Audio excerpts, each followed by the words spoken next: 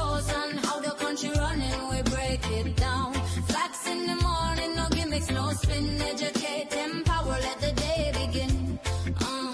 Sunrise busting over hills and sea. Radio on, tune in frequency. From policy talk to community news, she asks the questions, bring real truth. No long talk, straight to the point. Facts so clean, they anoint. From the people voice to the leader's seat, she connect the dots, make sense of it. If you want knowledge, tune in early. If you want clarity, don't come late. The morning facts, listen the rows on how the country running, we break it down. A jam song done in pound and two, electrifying facts for me and you. Economy, health, education, youth them future, the whole foundation. Culture, law, accountability, she hold the line for transparency. Not just talk, context and insight, so you can reason and get it right. Morning boost for your mind and soul, information is power, take control. Grab your bush tea, clear your head, start your day, properly fed. Who got the facts? Who got the facts? Cindy. Who asks the hard questions? Who keep it real every morning? Daily talk show. Daily talk show. Covering the issues. It drops an empire. Electrifying.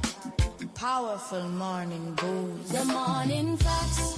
We sing the roads and from sunrise talk to national plan. Facts in the morning so we understand. Strong mind, strong people, stronger land.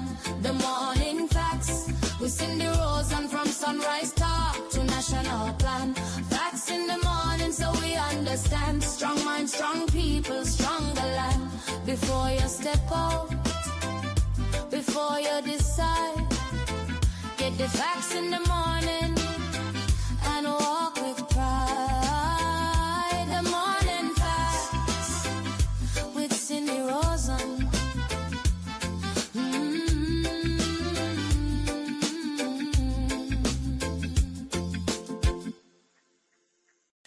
Good morning, good morning, good morning. Rise and shine nation. Grab your bush tea, Cindy Rosen in the building. Let's break it down. The morning facts with Cindy Rosen, how the country running, we break it down. Facts in the morning, no gimmicks, no spin. Educate, empower, let the day begin. Sunrise busting over hills and sea. Radio on, tune in frequency. From policy talk to community news, she asks the questions, bring real truth. No long talk, straight to the point. Facts so clean, they anoint. From the people voice to the leader's seat, she connect the dots, make sense of it. If you want knowledge, tune in early. If you want clarity, don't come late. The morning facts, we send the rows on how the country running, we break it down. A jam song done in pound and two, electrifying facts for me and you. Economy, health, education, youth them future, the whole foundation. Culture, law, accountability, she hold the line for transparency. Not just talk, context and insight, so you can reason and get it right. Morning boost for your mind and soul, information is power, take control. Grab your bush tea, clear your head, start your day, properly fed. Who got the facts? Who got the facts? Cindy. Who asks the hard questions? Who keep it real every morning? Daily talk show. Daily talk show. Covering the issues. It draws an empire. Electrifying. Powerful morning booze. The morning facts. We sing the roads and from sunrise talk to national plan. Facts in the morning so we understand. Strong mind, strong people, stronger land. The morning facts.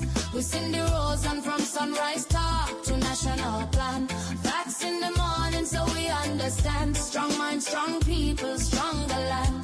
Before you step out, before you decide, The facts in the morning and walk with pride. The morning facts with Cindy Rosen.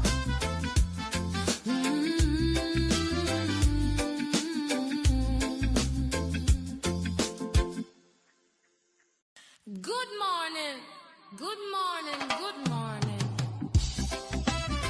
Rise and shine nation. Grab your bush tea. Cindy Rosen in the building. Let's break it down. The morning facts with Cindy Rosen. How the country running, we break it down. Facts in the morning, no gimmicks, no spin. Educate, empower, let the day begin. Sunrise busting over hills and sea. Radio on, tune in frequency. From policy talk to community news. She asks the questions, bring real truth. No long talk, straight to the point. Facts so clean, they anoint. From the people voice to the leader's seat. She connect the dots, make sense of it. If you want knowledge, tune in early. If you want clarity, don't come late. The morning facts with Cindy Rosen. How the country running, we break it down. A chance undone in pound and two. Electrifying facts for me and you. Economy, health, education. Youth them future, the whole foundation. Culture, law, accountability. She hold the line for transparency. Not just talk, context and insight. So you can reason and get it right. Morning boost for your mind and soul. Information is power. Good morning, good morning, good morning. I was on time. My camera guy thought it was very important that you guys listen to my song, learn the words, and get familiar with it. So he decided to run that for a little bit. Yes, camera guy, I'm throwing you under the bus. I was on time this morning. This morning was, let's see, I'm going to say it was a better morning in terms of my timing. I got everybody out the door really early, but can I tell you how I was able to even do that? The past 12 hours, I don't think I've slept in the past 12 hours. So I am not prepared for the show today. I'm definitely going to be talking off of the top of my head. I'm going to hit up the headlines. We're going to hit up the two major conversations happening right now in the territory. There was a video that was shared yesterday of a very young girl being beaten by an adult male. And then just a couple hours ago, a fire erupted in the Lower State area. And so we're going to talk about that. We're going to, put it all together. So I have not slept. I've probably gotten 2 hours of sleep with the video of the young lady being released and dealing with all the calls and whatever and making my own calls and trying to figure out what that was. I probably got to bed after 12. And then by 2, 3 o'clock, my phone is blowing up again with what was going on in the Lower State area. So I have not gotten any sleep. So you guys are going to have to bear with me today. But that's the reason I was out the house early. So I was up. I just started getting ready. So to that person who said, start getting ready at 4 o'clock, that literally actually happened this morning. So I'm running on fumes, but I've got my BVI bush tea. Do you have your bush tea? Remember, you have to grab your bush tea. Some persons yesterday was like, oh, you started slow. Every day isn't going to be action. And every day might be action. You never know. You never know what's on the table for discussion, where temperatures are going to go and so forth. But I don't want people to, come to this platform simply looking for, excitement or, me getting into a particular space or mood. We really want to get the information on this platform. We want awareness. Yes, we're going to have fun. Yes, we're going to engage. Yes, it's going to get electrifying, but don't come looking for that every day to say whether the show was good or it was great or, so good morning. Welcome to the Morning Facts Show. We're ready to go. I believe we're ready to go. I have the news open. I see some things there that we can discuss, but I'm going to take a short break, get everything else together, and I'll be back in literally 2 minutes. All right?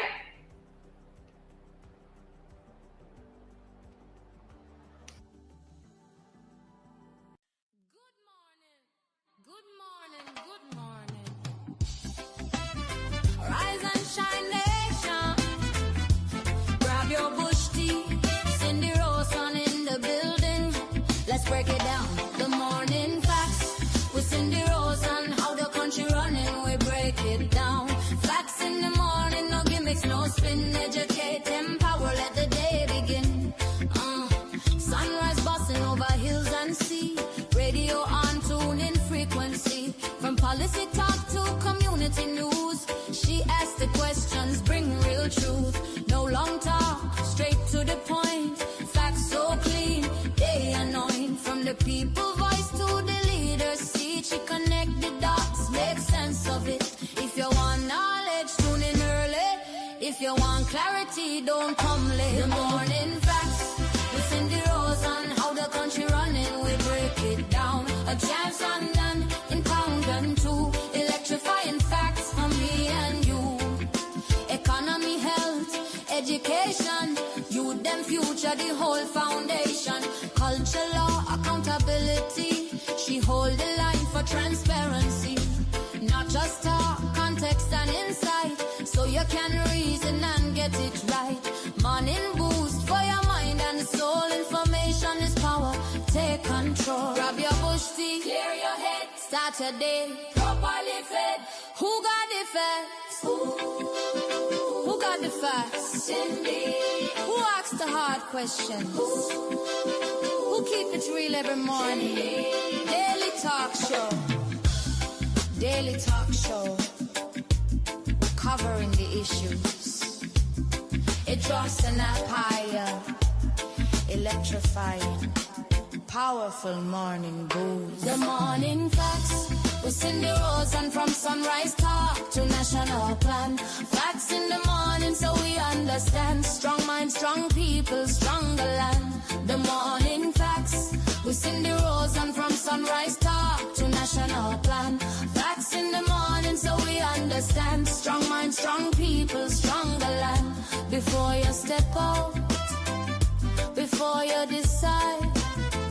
Get the facts in the morning and walk with pride. The morning facts with Cindy Rosen.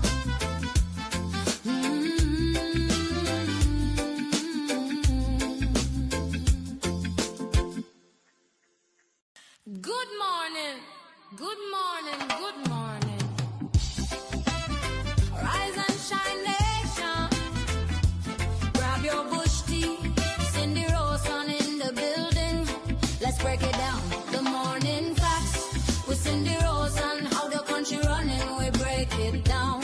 Facts in the morning, no gimmicks, no spin. Educate, empower, let the day begin. Sunrise busting over hills and sea. Radio on, tune in frequency. From policy talk to community news. She asks the questions, bring real truth. No long talk, straight to the point. Facts so clean, they anoint. From the people voice to the leader's seat. She connect the dots, make sense of it.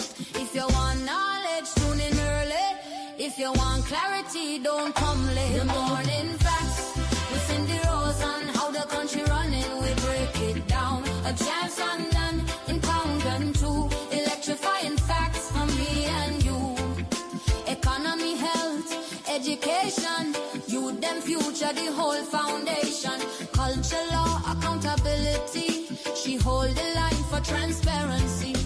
Not just talk, context and insight. So you can reason and get it right. Morning boost for your mind and soul. Information is power. Take control. Grab your bush tea, clear your head. Start your day properly fed. Who got the facts? Who got the facts? Cindy. Who asks the hard questions? Who keep it real every morning? Daily talk show. Daily talk show. Covering the issues. It draws an empire. Electrifying. Powerful morning booze.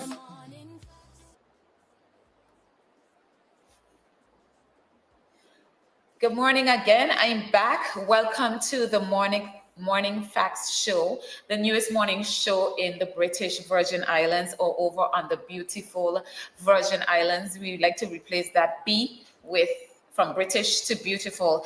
But welcome back to the Morning Facts show. Again, what a 12 hours it has been. And I have been in conversations on the phone for literally hours. And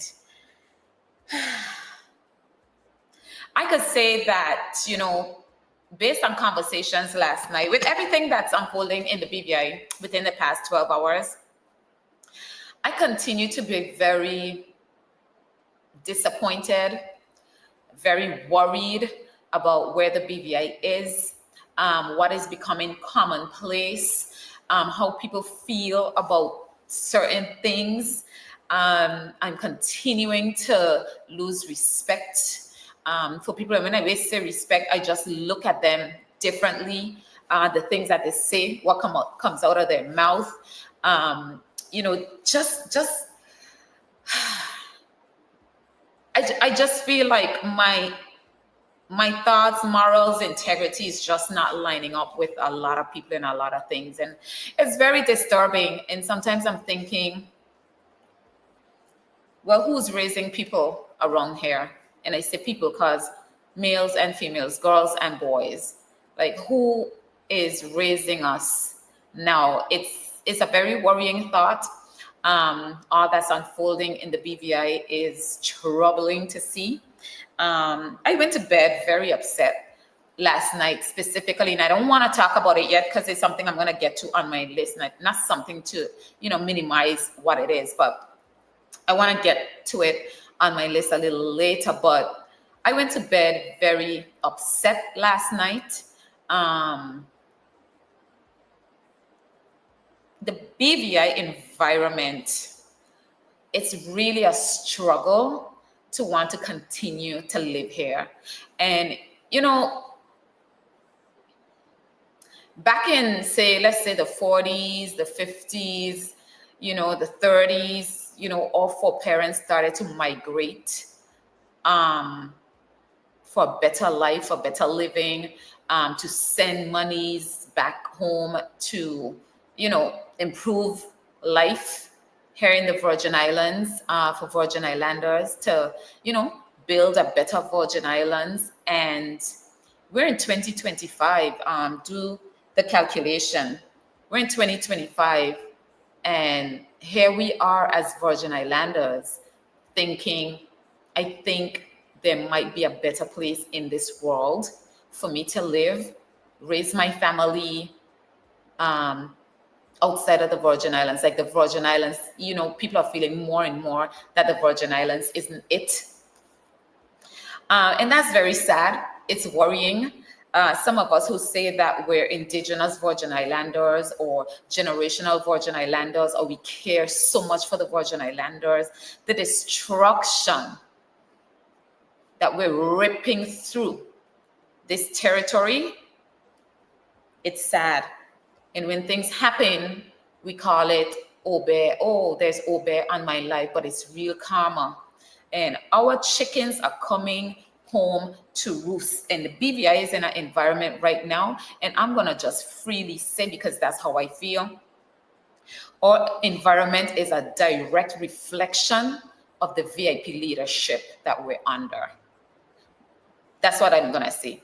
In at least half of what I have to talk about this morning, where we are in this moment is a direct reflection of the VIP leadership that the BVI is under. The way they do business, the way they encourage people to victimize people, the way they encourage people to break the law. And when I say break the law, once you going around the law, you're breaking the law. And I always say the politicians or legislators, they make the laws and they circumvent the laws. So I don't know how you can expect anybody else to want to follow the laws and the rules when you're circumventing them every second for you and for your friends, for your family. So the BVI is literally in a space where you can consider us to be a lawless society, for a place that has so many laws. In the word that we like to use, policy, so many laws and policies and regulations for a small territory.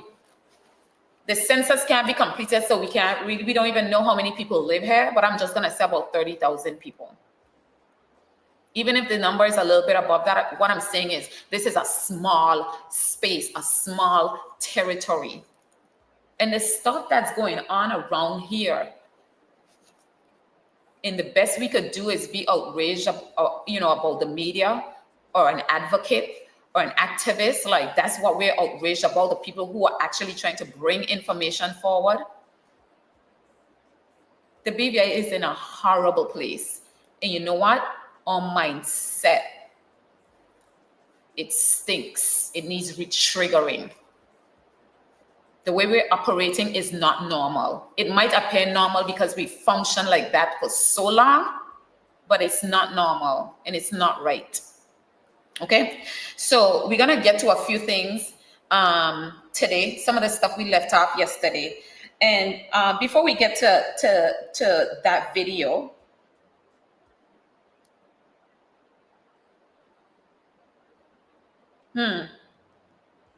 before we get to that particular video, I've had people say to me, oh, how come you haven't shared that video? Well, let me tell you the only reason I haven't shared it, and I think people don't understand laws, legislations, and so forth, and their rights and so forth. That video that's going around that the media isn't going to share, and it's not that we're being, I'm not being selective, and I know the young lady very well, but again, I'm going to get to that. The video was taken in somebody's house, which is private property.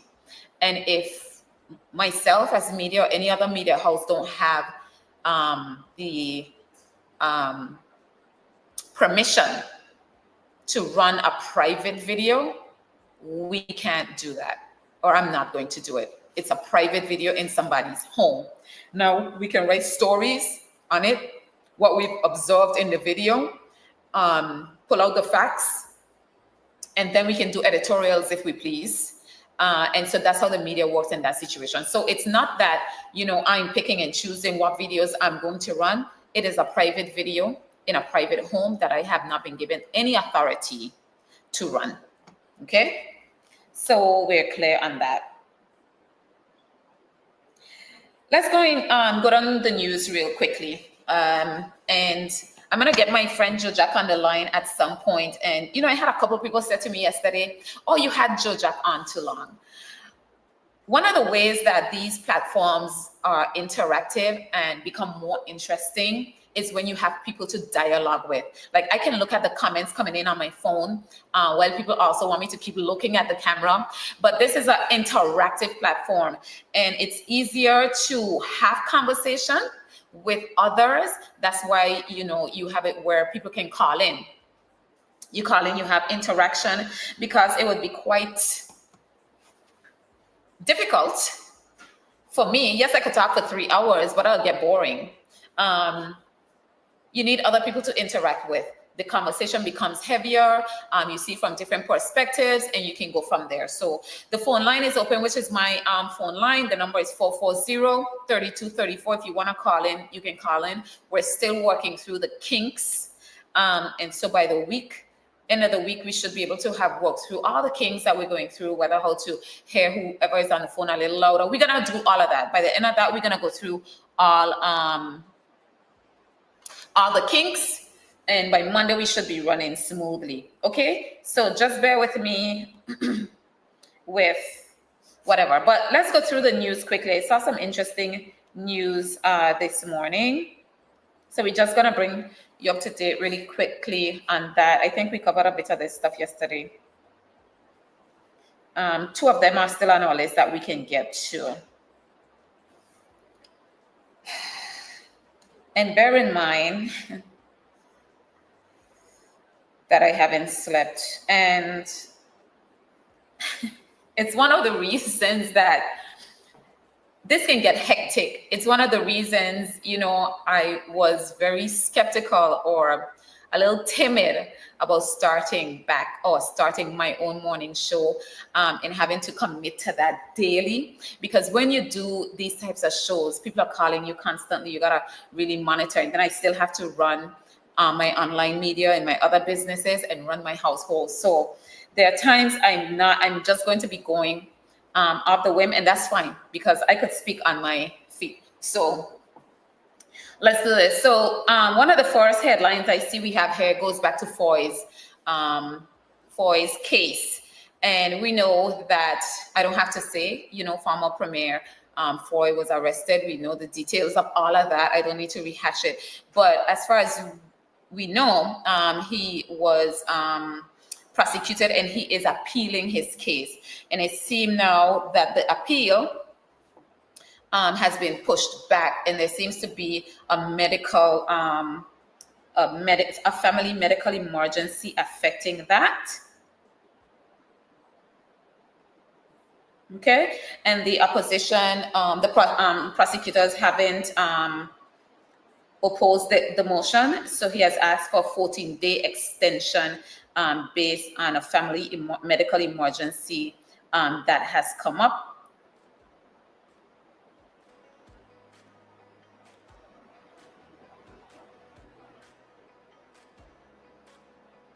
Okay, and let me see if I can tell you what it is.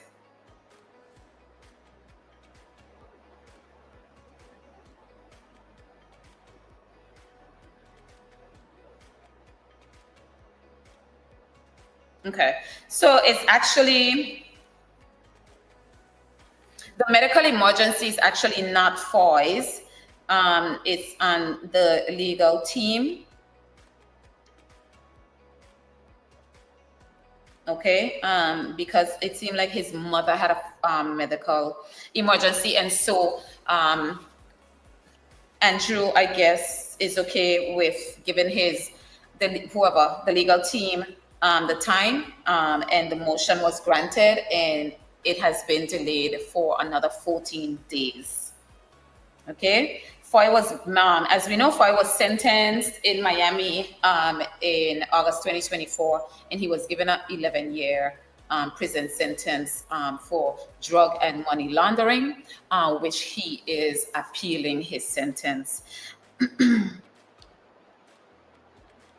I wanna just say a little bit on this, and I wanna just, let me go to the comments to see what people are saying. There are people who actually feel that, and I want to know how you guys feel about this. I'm pretty sure you guys know how I feel about it. There are people who are hoping. There are people who are hoping that Trump pardons Foy.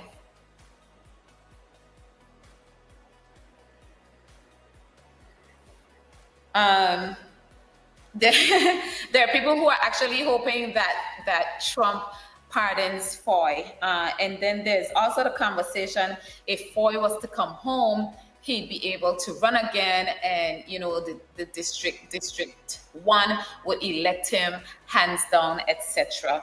Now, while I don't have a problem with how people feel and what they feel in their heart should happen, because of, I guess, we go a lot based on what people have done for us. We don't look at the bad. So, and how detrimental certain things that they've done is to the territory on a whole. We think personally what this person has done for me or what this person can do for me. And so based on that, people have their feelings and opinions. Would I like to see Trump pardon Foy? Absolutely not. I think he should serve the time for what he did. I think he should go through his appeal. He has the right to do that, however that works out. If he is, back to where they uphold the judgment, I think he should serve his time. And I want to be clear on this again, because I think that people aren't thinking it through. What they're accusing Andrew Foy of actually started on BVI soil. So I would assume, and based on all laws and legislations, once Foy puts his foot back in this territory, he'd be arrested and prosecuted on this territory. So looking forward to, Andrew sitting in our House of Assembly again and so forth. And that's one of the things that's really irritating for me, how forgiving and forgetful we are as a territory. It is playing to our demise. It is playing to our demise. You know, people continue to do really bad stuff to us. And we keep saying, oh, he's one of us, forgive him. Or she's one of us, forgive her. And we're very selective on who those people are that we should forgive. Let me just say that. Okay? But we forget, and we're forgiving. We're very forgiving as a people. And I think it's working to our demise. You know, and the people that we elect, they know it. They know it. They understand it very well. You just have to play on our conscience. We're going to forgive, we're going to forget, and we're going to want to pray about it. Yeah? We want to pray about it. And our prayers are what we want to hear. Because when God probably saying to us, oh, it's jail, that person should be, you're arguing with God too. We arguing with God too. No, man, let's just forgive him and move on. Because, yeah, right? Right. So that's my position on Foy and people that feel that he'll just walk back into this territory and be able to just resume his life and go and, you know, run again and sit in our House of Assembly, etc., etc. It's not going to be so easy and so simple. It won't be. And we need to learn to pull out the bad and deal with that and stop looking at the 2% good. Okay? Because that is hurting us. Oh, he was my school teacher. So, your school teacher don't do wrong things? We give them a pass and a pardon? At what level?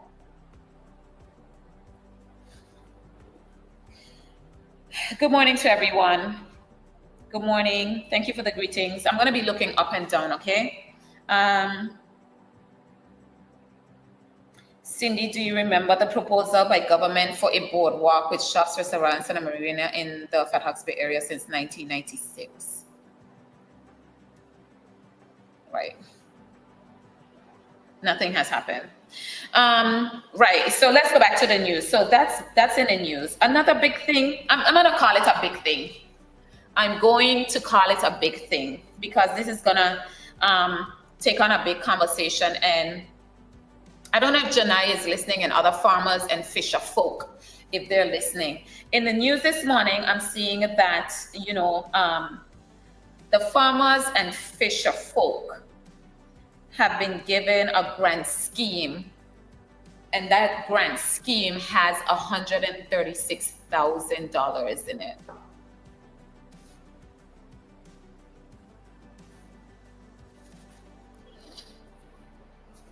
How many farmers and fisher folk do we have in the BVI?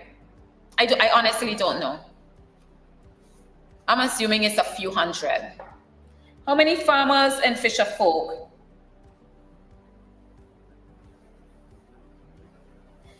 Yes, he can be prosecuted when he comes here, Roger. Yes, he can be prosecuted when he comes here. This is British territory, and that is the US. Yes, he can be prosecuted.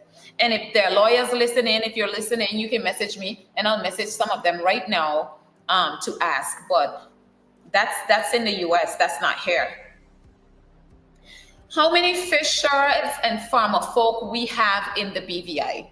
Okay, I want to show you guys where our government priorities lie. And we talk about this every single day. We talk about it, we rant about it constantly, right?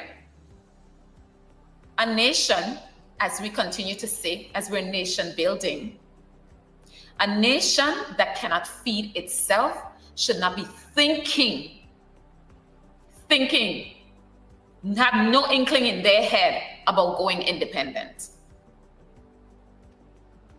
Our cart is always before the horse. Okay? How are you thinking about going independent and we can't even feed ourselves? Okay, take independence off the table. The cost of living in the BVI is astronomical. It's astronomical. You can barely feed your family. As a matter of fact, there are people that cannot feed their family. Okay? The prices are astronomical. And while we can all start little gardens and so forth, there's only so much that we can do. We need to be producing food on a level that can feed us in some major way. Okay, whatever those foods are that we decide to focus on, we need to do that. We keep enough fishing, and we need to do that. And we just keep talking about it. I had a call about it this morning, and they said that the grant was $150,000, but the news is saying it's $136,000. Okay, what can that do for farmers and fishermen and fisher folk? Okay, because we have female fisher folk too. So these tongue twisters, right? What can $136 do for how many farmers and fisher folk? What can be developed with that? Like what? Our priorities are so messed up. The Minister for Communications and Works steadfast, and I know he's steadfast because what the Premier said he wants, that's what he has to do, because really, truly, all the ministers work for the Premier. Okay? And the Premier has what he wants done, and that's what they have to do, no matter what they think they want to do. Okay? But they're going to take the flak for it anyway. Right? They're so obsessed. The Premier is so obsessed with turning that property behind the admin building into something because he's a vindictive person and he's a spiteful person and he's gonna do what he wants to do.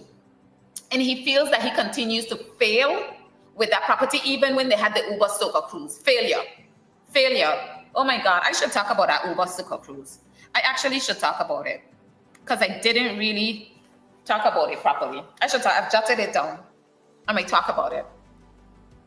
Failure too. He has to prove the point that that property behind there has to work for what he says it's going to work for. Fine. Is it really necessary at this point to invest $2 million there? What revenue is it going to bring in? What revenue is behind there going to bring in for this territory on any large scale? Okay, you're going to spend $2 million to develop it, and then what? Rent it out for $100 per event? Like what are you going to do with it? An event space for festival? What's wrong with the festival grounds right now? What's wrong with it right now?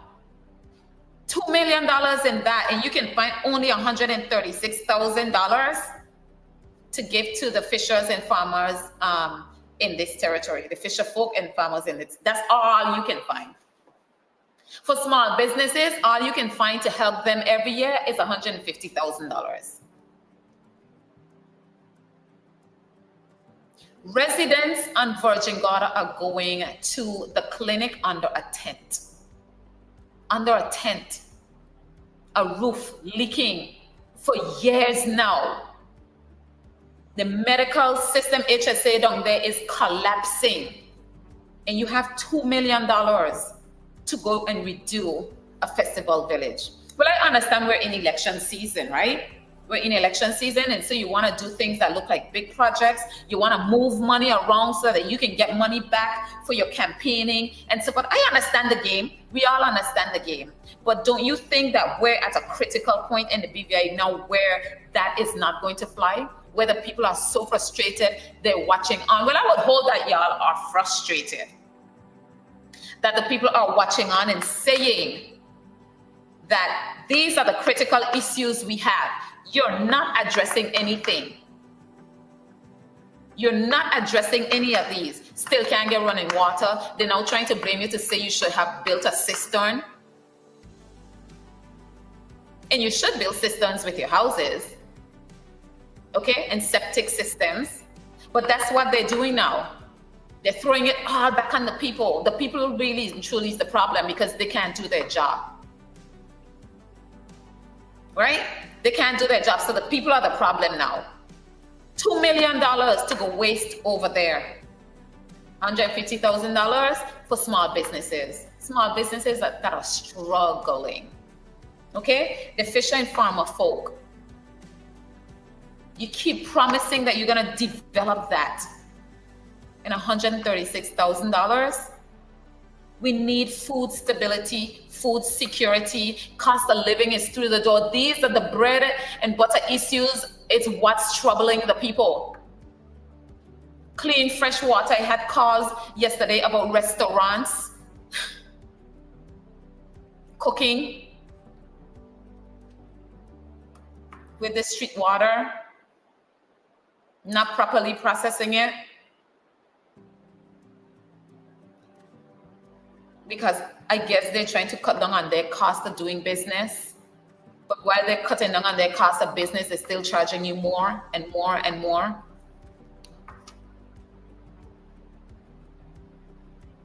$136,000. Anybody knows how many fisher folk are in this territory? Okay? So that's what they think. That's what they think about the fishers and the farmers. And no matter how much noise they make. And do you guys know how hard it is that they've made it for, I hate to say locals, but for locals to even get a license to get out there on their boat and fish. There's so many issues affecting this territory. And we know what the issues are. And then you sit down in a group of people and then they get excited about who's running, who ain't running, who's this one crossed the floor. That's the excitement that we like. Who's lining up for election, not what the cause is or what their platforms are, Who? And the possibility of the VIP getting in again. Like, y'all could really have those conversations? Why wouldn't you want to see the back of these people?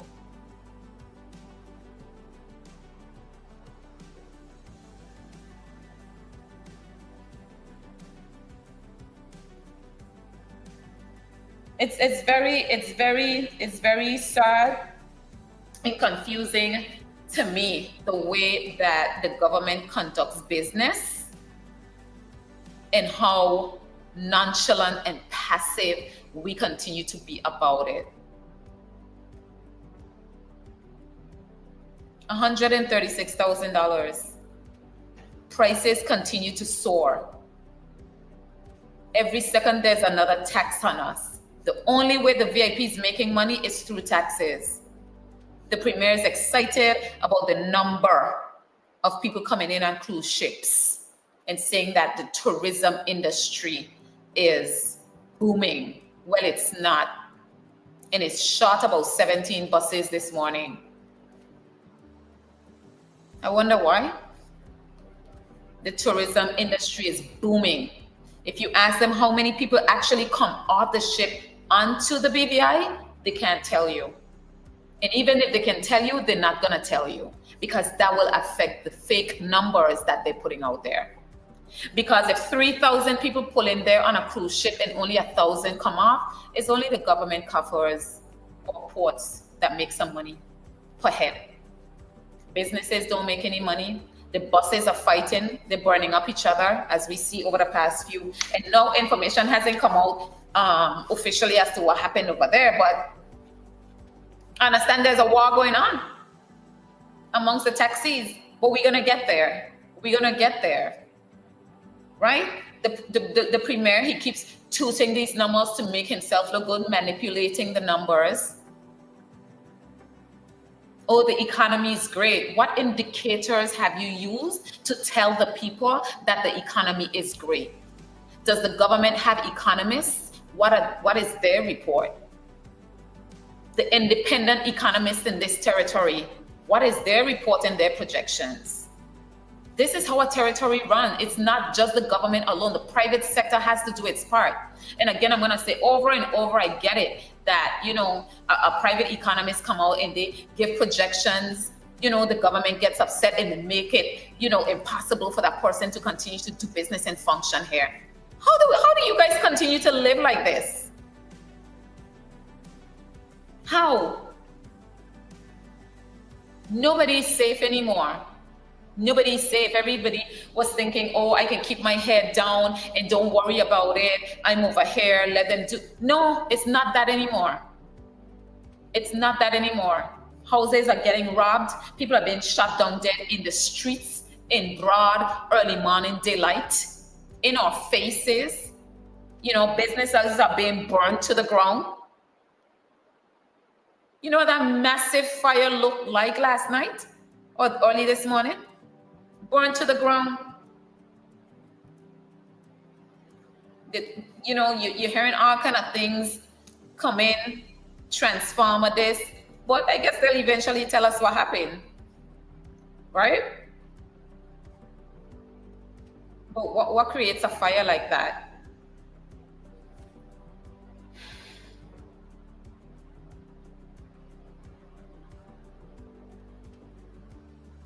Yeah.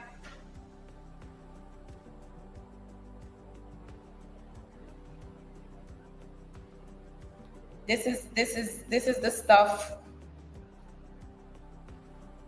This is the stuff that we're dealing with, and we continue to take it every single day. Okay. Here, as we continue to go down the news, and I'm reading this news with you, and I'm gonna try to clarify as best as I can as I read. So there's another news piece here that says the BVI HSA officials are clarifying what free care for elderly means. So they're clarifying that. So let's see for them what it means. And of course, this is gonna bring NHI full circle, which is a disaster, but we don't have to keep saying it. They know it.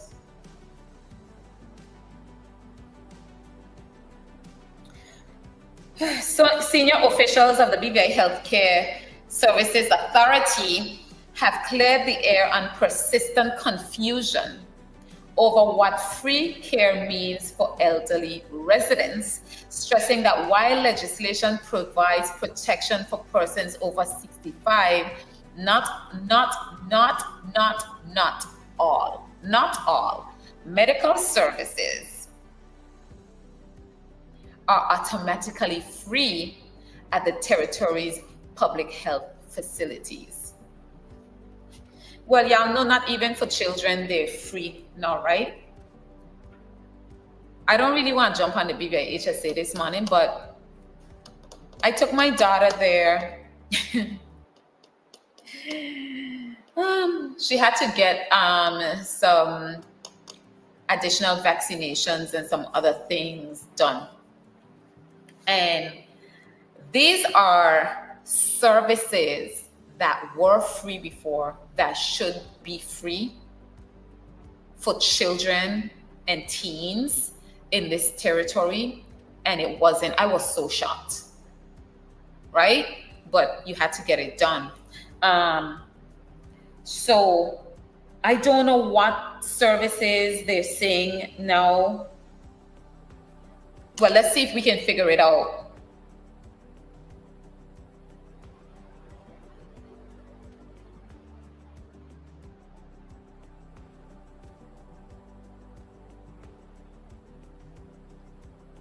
They haven't said exactly what those services are. So I guess as you go there, they'll tell you. They'll tell you, I guess. It'll be a surprise. No, you have to pay for this and you have to pay for that. And they're saying then, that it's putting the healthcare services in tens of millions in unpaid bills. Well, yeah, if you go down there with your child, and as far as you know, legislation says that, medical services are free to children, teens, and seniors, then the government needs to figure that out. They need to either adjust the legislation, and until they do that, then BVI HSA has to abide by the legislation. Because if you say healthcare is free to 65 and over, or NHI covers it, whatever, but it's free to 65 and over, it's free for children and teens up to a certain age, then that's what it has to be. There's no time that anybody should go to the BVI HSA in those age brackets and have to pay for anything. So then the legislation either has to be adjusted, or BVI HSA has to abide by what the legislation or the laws of the country says. So I guess they'll go in immediately, maybe they'll adjust it, but yeah, they're saying, there are bills that are not free or services that are not free. And based on my experiences in September 2025, there are services now for teens and children and teenagers that the parents have to pay for, which includes certain vaccinations and certain, checkups and so forth, which should be free. But they're now saying it's a no-go.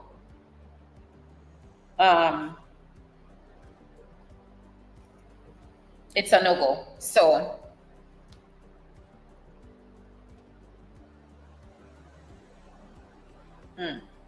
I don't really want to go back on the St. Thomas debacle. I think it's a waste of time. That situation with St. Thomas of the U.S. Virgin Islands and here and all waters, it's all waters. I don't think we need to keep talking about it. Wow. So, some more news. BVI-EC is saying that they have, I'm going to say something. BVI-EC says that it absorbed more than 13.6 million in fuel costs in 2025. I'm smiling because I'm going to start by saying, because they like to say we're ungrateful. So I'm going to start by saying thank you to the minister, right? Honorable Kairama, he's the minister for the subject, for waiving the fuel costs for citizens on their bill, private citizens on their bills for December, so they could light up for Christmas. I've talked too much, my bush tea has gone cold. But this one that I'm drinking is called Serenity. I'm not sure I like this one as much. It tastes a little too healthy for me, which means it's probably really good. But yeah, this one is called Serenity this morning, the BVI Bush Teas. So BVI-EC is saying that it absorbed 13.6 million in fuel costs. So I was saying that, we say thank you to the minister for giving us a pass on that. But can I explain to you guys why it really wasn't a gift? Because you still have to pay for it.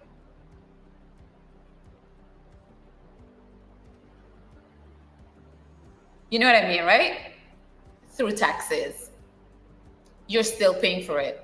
So if the government, if the minister, right, say, I don't know how much in fuel costs that would have worked out to, say it worked out to about $5 million for everybody.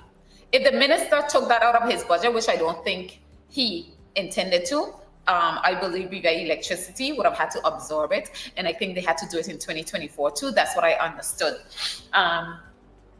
So when he said that they're waiving that, it means that if he does pay it, he's paying it from your monies, from the government purse.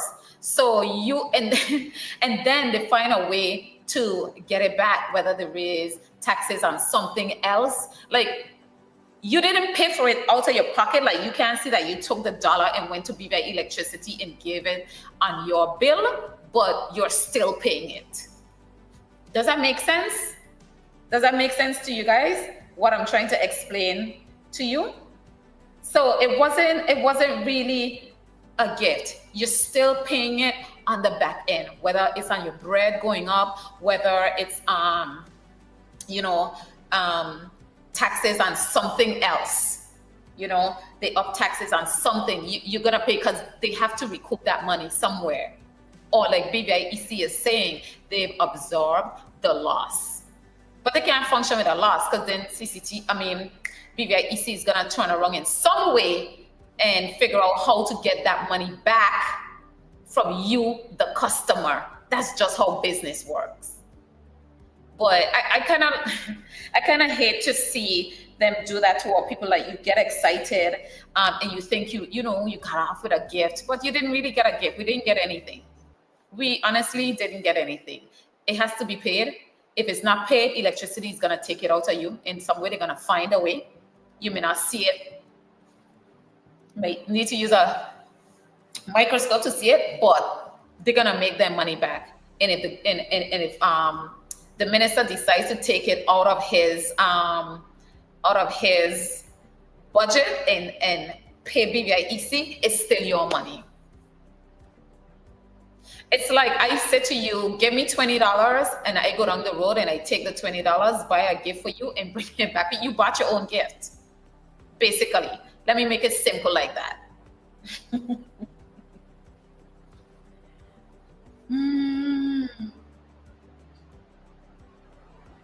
Yeah.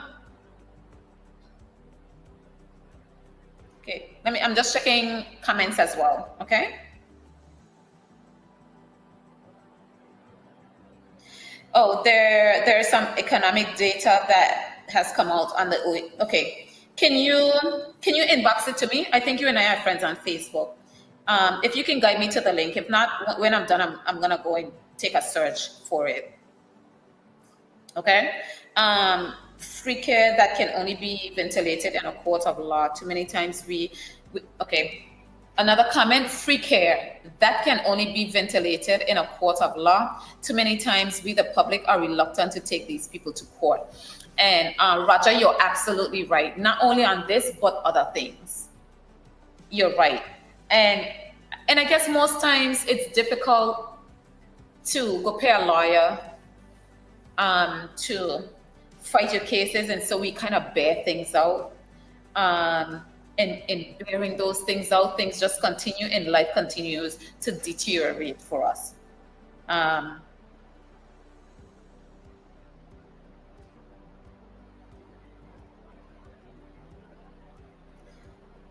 not sure. Oh, an MRI machine. I think the hospital has one. I'm not sure. So, and then another comment, in those circumstances, and I'm assuming that they mean like when you go for child care at the hospital and they charge you, the parent's supposed to have NHI. Yes, every child has NHI, but you're still, that's what I'm saying. NHI is supposed to be paying.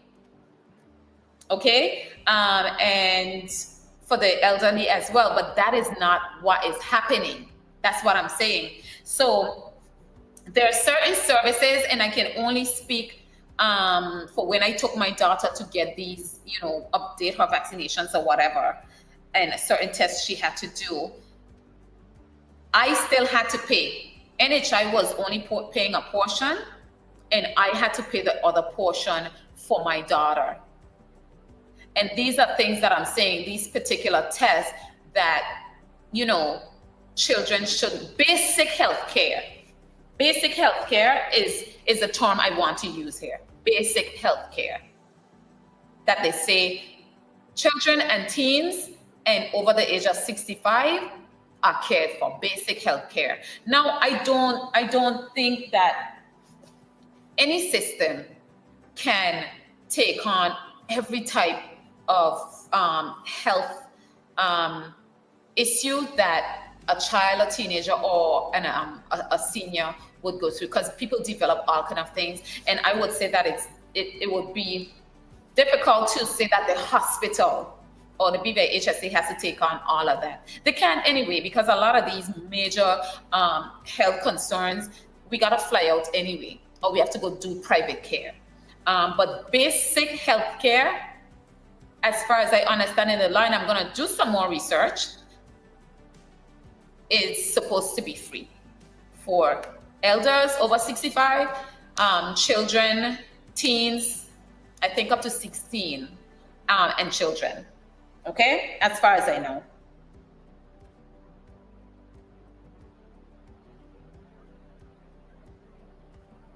I'm not sure which bills you're referring to, but yeah. Okay, so I'm gonna pull up the news again quickly. So BVIEC is saying that, they've absorbed that.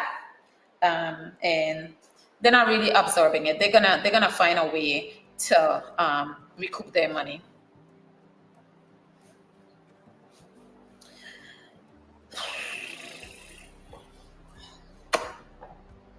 So I want to have this discussion. There's another topic, another news line here. The Premier Whitley wants stronger partnership between government and the church. Like how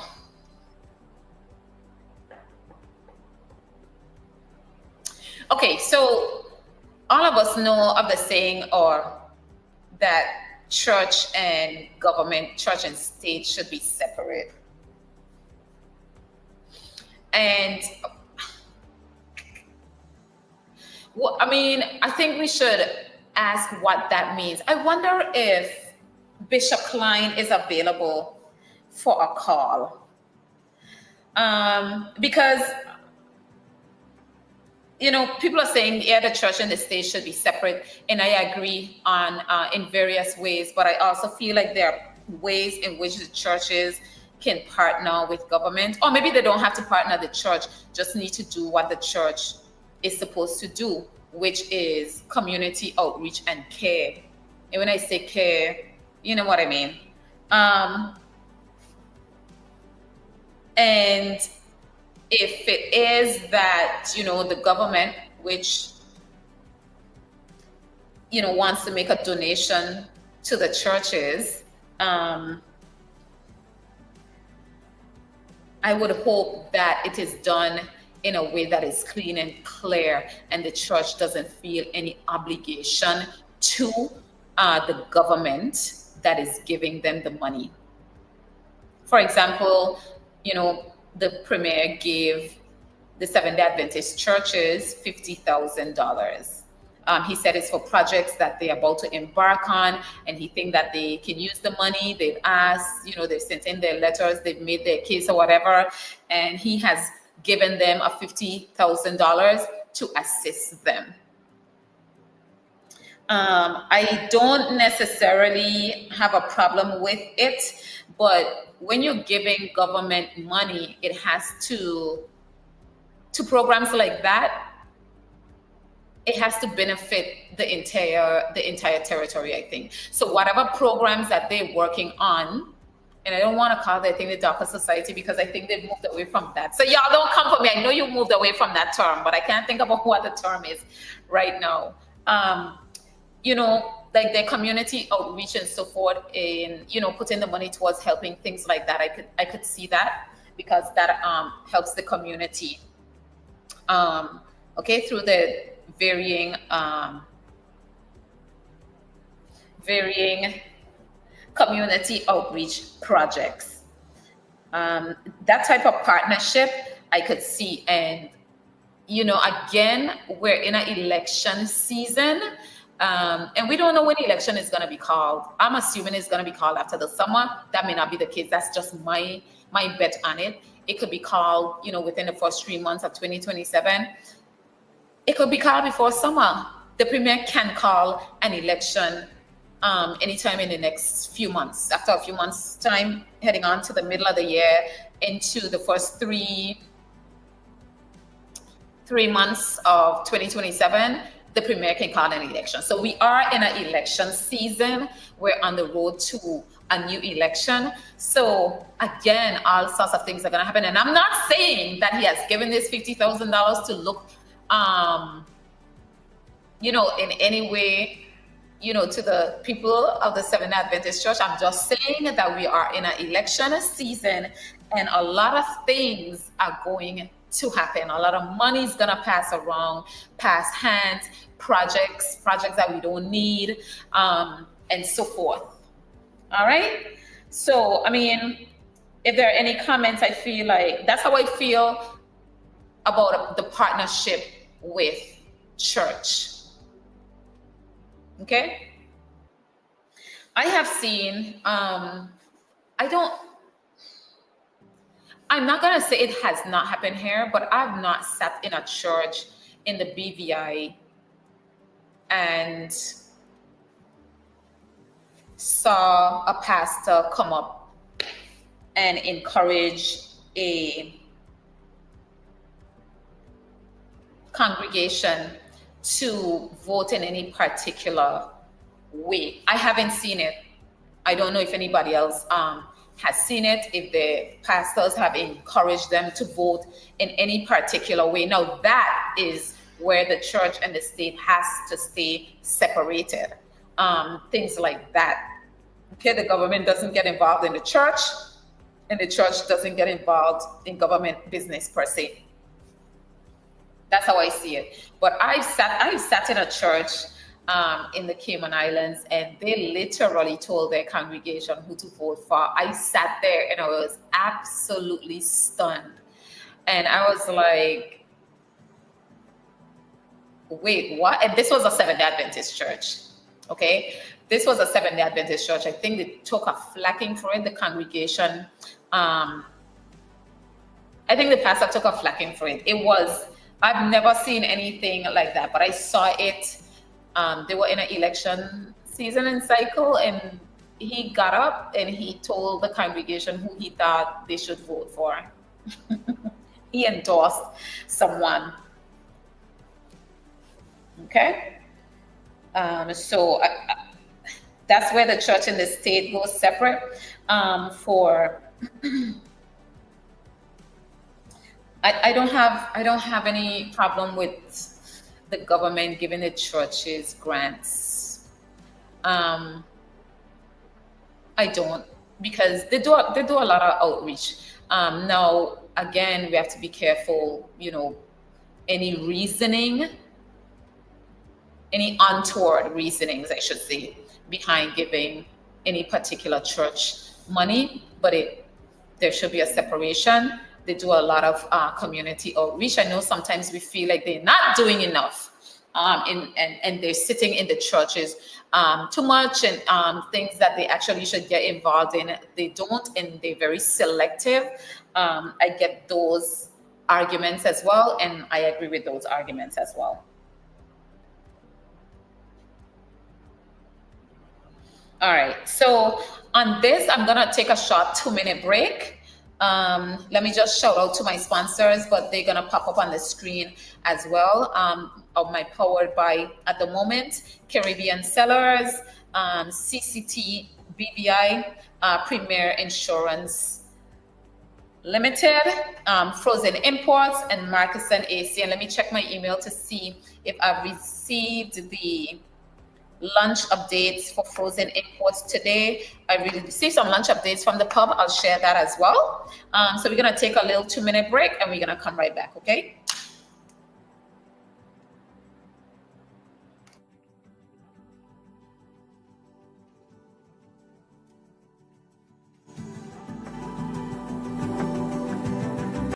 Good morning, good morning, good morning.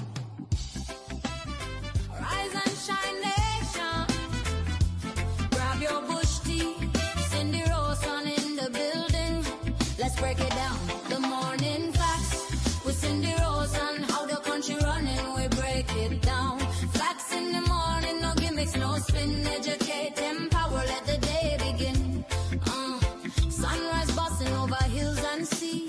Radio on, tune in frequency. From policy talk to community news. She asked the questions, bring real truth. No long talk, straight to the point. Facts so clean, they anoint. From the people voice to the leaders' seat. She connect the dots, make sense of it. If you want knowledge, tune in early. If you want clarity, don't come late. The morning facts with Cindy Rosen. How the country running, we break it down. A chance undone in count two. Electrifying facts for me and you. Economy, health, education. Youth, them future, the whole foundation. Culture, law, accountability. She hold the line for transparency. Not just talk, context and insight. So you can reason and get it right. Morning boost for your mind and soul. Information is power. Take control. Grab your bush tea. Clear your head. Start your day. Properly fed. Who got the facts? Who got got the facts? Who asks the hard questions? Who keep it real every morning? Daily talk show. Daily talk show. Covering the issues. It drops an empire. Electrifying. Powerful morning booze. The morning facts with Cindy Rose, and from sunrise talk to national plan. Facts in the morning so we understand. Strong mind, strong people, stronger land. The morning facts with Cindy Rose, and from sunrise talk to national plan. Facts in the morning so we understand. Strong mind, strong people, stronger land.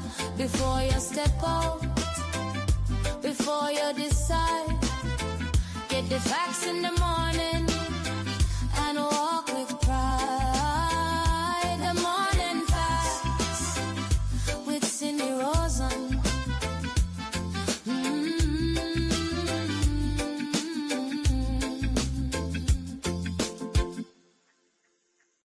Good morning, good morning, good morning.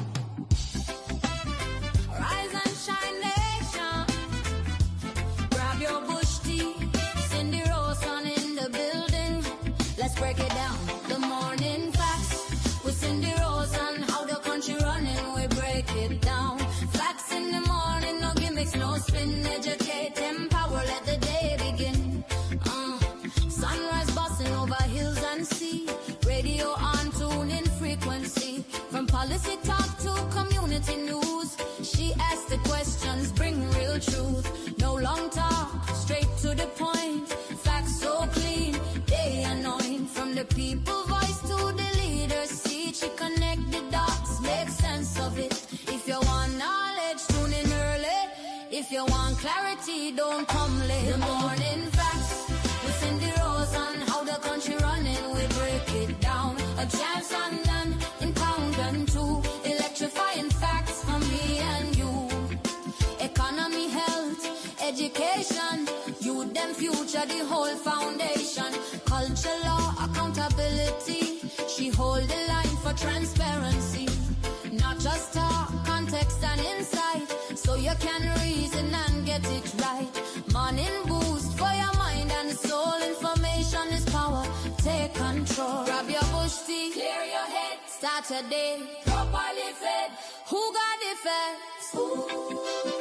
Who got the facts? Cindy. Who asks the hard questions? Who keep it real every morning? Daily talk show. Daily talk show. Covering the issues. It drops an empire. Electrifying. Powerful morning booze. The morning facts with Cindy Rose, and from sunrise talk to national plan. Facts in the morning so we understand. Strong mind, strong people, stronger land. The morning facts with Cindy Rose, and from sunrise talk to national plan.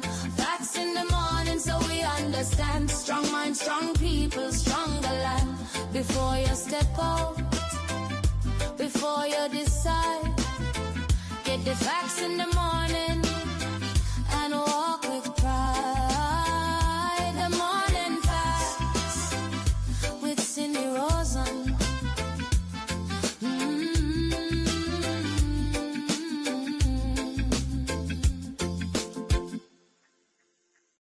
Good morning, good morning, good morning. Rise and shine, nation. Grab your bush tea. Cindy Rosen in the building. Let's break it down. The morning facts with Cindy Rosen. How the country running, we break it down. Facts in the morning, no gimmicks, no spin. Educate, empower, let the day begin. Sunrise busting over hills and sea. Radio on, tune in frequency. From policy talk to community news. She asks the questions, bring real truth. No long talk, straight to the point. Facts so clean, they anoint. From the people voice to the leader's seat. She connect the dots, make sense of it. If you want knowledge, tune in early. If you want clarity, don't come late. The morning facts with Cindy Rosen. How the country running, we break it down.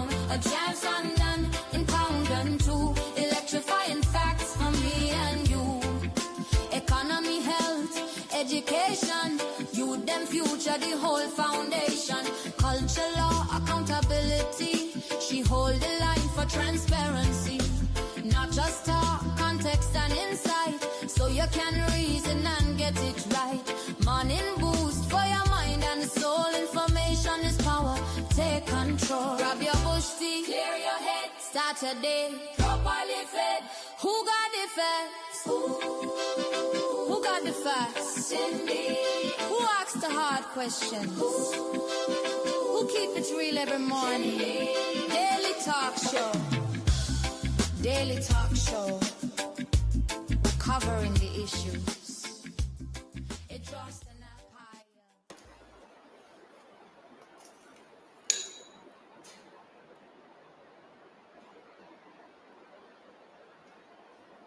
Hi, I'm back. All right, so I'm happy to be back having morning conversation. All right, because I think it's an important part of building a stronger society, keeping the public aware, and having an outlet to have these conversations, ventilate issues, bring things that's bothering the community forward. I have a slew of messages, and I know that it's going to be constant, and a lot of subjects that people want to talk about. And I want to tell people that we're going to get to everything, and things will be repeated because, all of these situations are things that are continuously happening within our society. There's going to be breaking news, and then we're going to, we talk about those things and talk about how it's affecting the society and other things. Let me jot that down. Let me jot that down, and how when certain breaking news happens, things that should have been in place that wasn't in place, and how much we're playing with the community life, like community lives, and so forth and so forth. So some of the things that I got some messages that people want to talk about include like the sex offenders bill, which is a very important bill. The governor did the speech from the throne last week, I think it was, and the speech from the throne, and it's written by the premier, but it's just presented by the governor. It's the plan for the government for the year, okay? And so they outline in there what they want to achieve in 2026. So it will be what they want to achieve for 2026. And what I'll do is I'll grab it tomorrow, and we'll go through what the plans are for the government for 2026. But the sex offenders bill is a part of their plan. I don't know how far they're going to get with it, because we play with words around here. And so based on what, the governor said in his speech, was that it's on the table for 2026.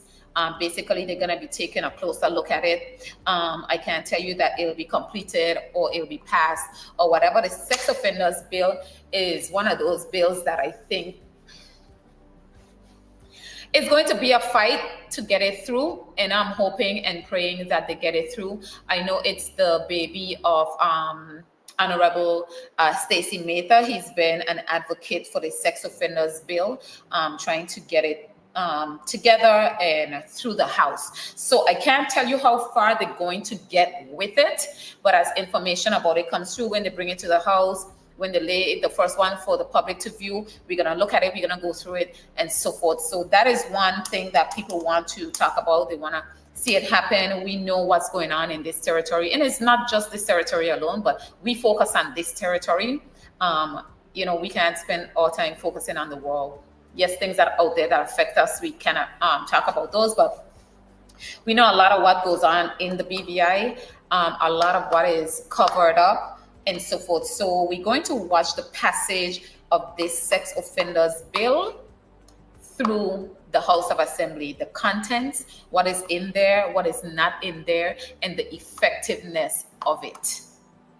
Okay?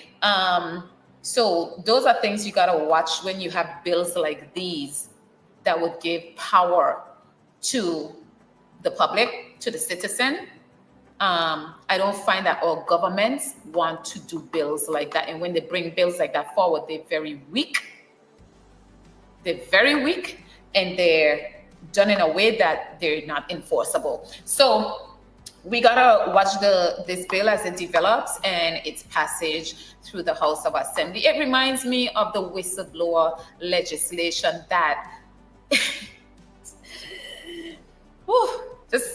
just thinking about things in a BVI just make me, it reminds me of the whistleblower legislation when, Andrew and his government sat in our House of Assembly and passed a whistleblower legislation that was more targeted at prosecuting the whistleblower. And so it gives you thought as to still whether to bring something forward, how to bring it forward, because you'll be the one on the chopping block. So we're gonna watch how they do this particular legislation. Another legislation we're watching, and today is Tuesday. I think maybe let me look at it this evening and see if we can break down that on Thursday. The Freedom of Information legislation. That's a legislation that I've been advocating for a lot of years, and others. We're going to look at what is the contents of that legislation. They put it out to the public for viewing, and for reviewing. So it's there in my lineup to read. And I'm going to read it. I'm going to try to go through it tonight. And I'm going to see if we can make it the conversation of the day on Thursday. Thursday is my birthday. I'm going to be here. We're going to have the conversation. But I'm going to see if we can make that the conversation of the day, that Freedom of Information legislation and its contents. Okay. Another thing that we want to get to that has been sent through is, and y'all realize that the property market in the BVI, well, not so much. Well, I'm going to say,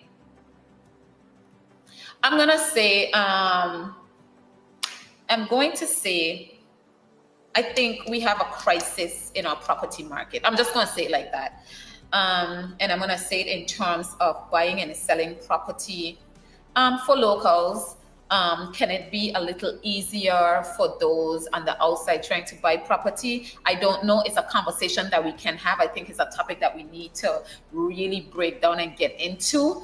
But I think one of the most challenging points of property right now, which we're seeing, is escalating. If we look on the, like the BVI real estate pages and those pages and stuff like that, is the tenant and landlord property aspect, the rental market, how that is going, the escalation in prices, value for money, how tenant and landlord situations are being handled, where it appears that the landlord has all the power.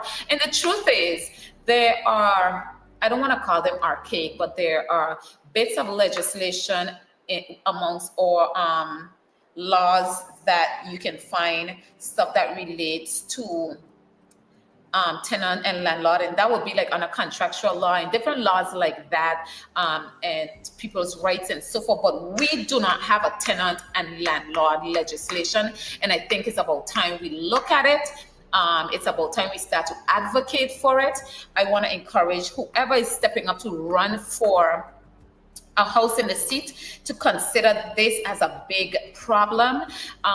Before, I think we didn't really consider it because most of the rental market was from outside the territory, and it still is. It's still the bigger part, but there's a large local market that is renting, and it is a big issue that needs to come to the forefront. And whether that is something that bothers me.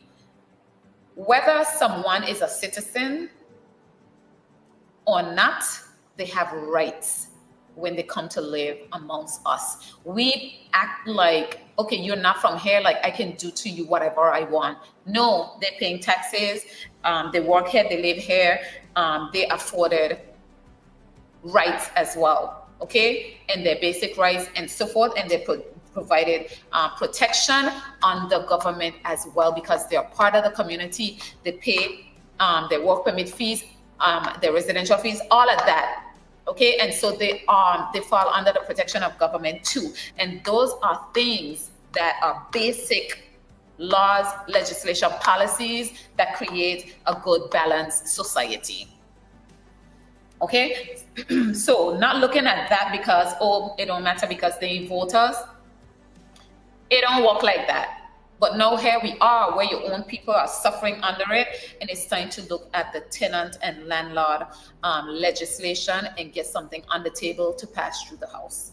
If we don't get it done before the next election, it needs to be something that any incoming government, anybody stepping up for politics is willing to take on, okay? It's a beast. It's a beast, okay? So those are some of the topics that are being forwarded by people that they want to talk about. Should I talk about the Uber Soca cruise? I don't feel like I want to talk about it. Like, I was in it in that moment. I was in it in that moment. I don't feel like I want to make it a big discussion. But here's what I think. The Uber Soca cruise, because I believe that I want to believe it's coming back this year. I'm not sure. I don't know if I understand it was a 3-year contract that was signed. I sent a bunch of questions to the Premier's office a couple of days after the Uber cruise. I didn't get any responses. They were basic questions. Let me see if I can pull up what those questions were. I'm going to share that with you. But they were basic questions that, you know, you would have been able to just spew off of the top of your thing if it's something that you're working on and that you know it's your thing. But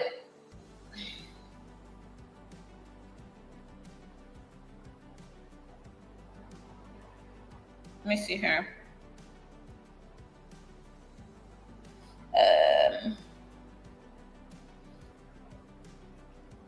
Let me pull it up in my email. Anyway, they did not answer. They probably answered one question, and based on the answer, I went back because the answer didn't make any sense. And then that was the end of the responses to my questions. The Premier had, then they sent later and they said the Premier had a press conference coming up in the next couple of days and that I could ask my questions then. I said that I wasn't coming to the press conference because whenever you go to their press conference, you have 2 questions and, you know, one follow-up to your questions, and that's it. So you can't get any information, so it doesn't make sense. So I didn't go to the press conference, and I kind of left it there, okay? I found it. So I understand that it's supposed to be a 3-year contract, a 3-year contract. We haven't heard anything else. When was the Uber Soca cruise? In October, September, October? I can't remember. But we haven't heard anything else. And we also have not learned whether we made that $750,000 that Honorable Luce Hodge Smith said that we were going to make. I don't know how she thought that was going to happen. While I feel like it's okay to support your cause, I don't believe in lying. Okay?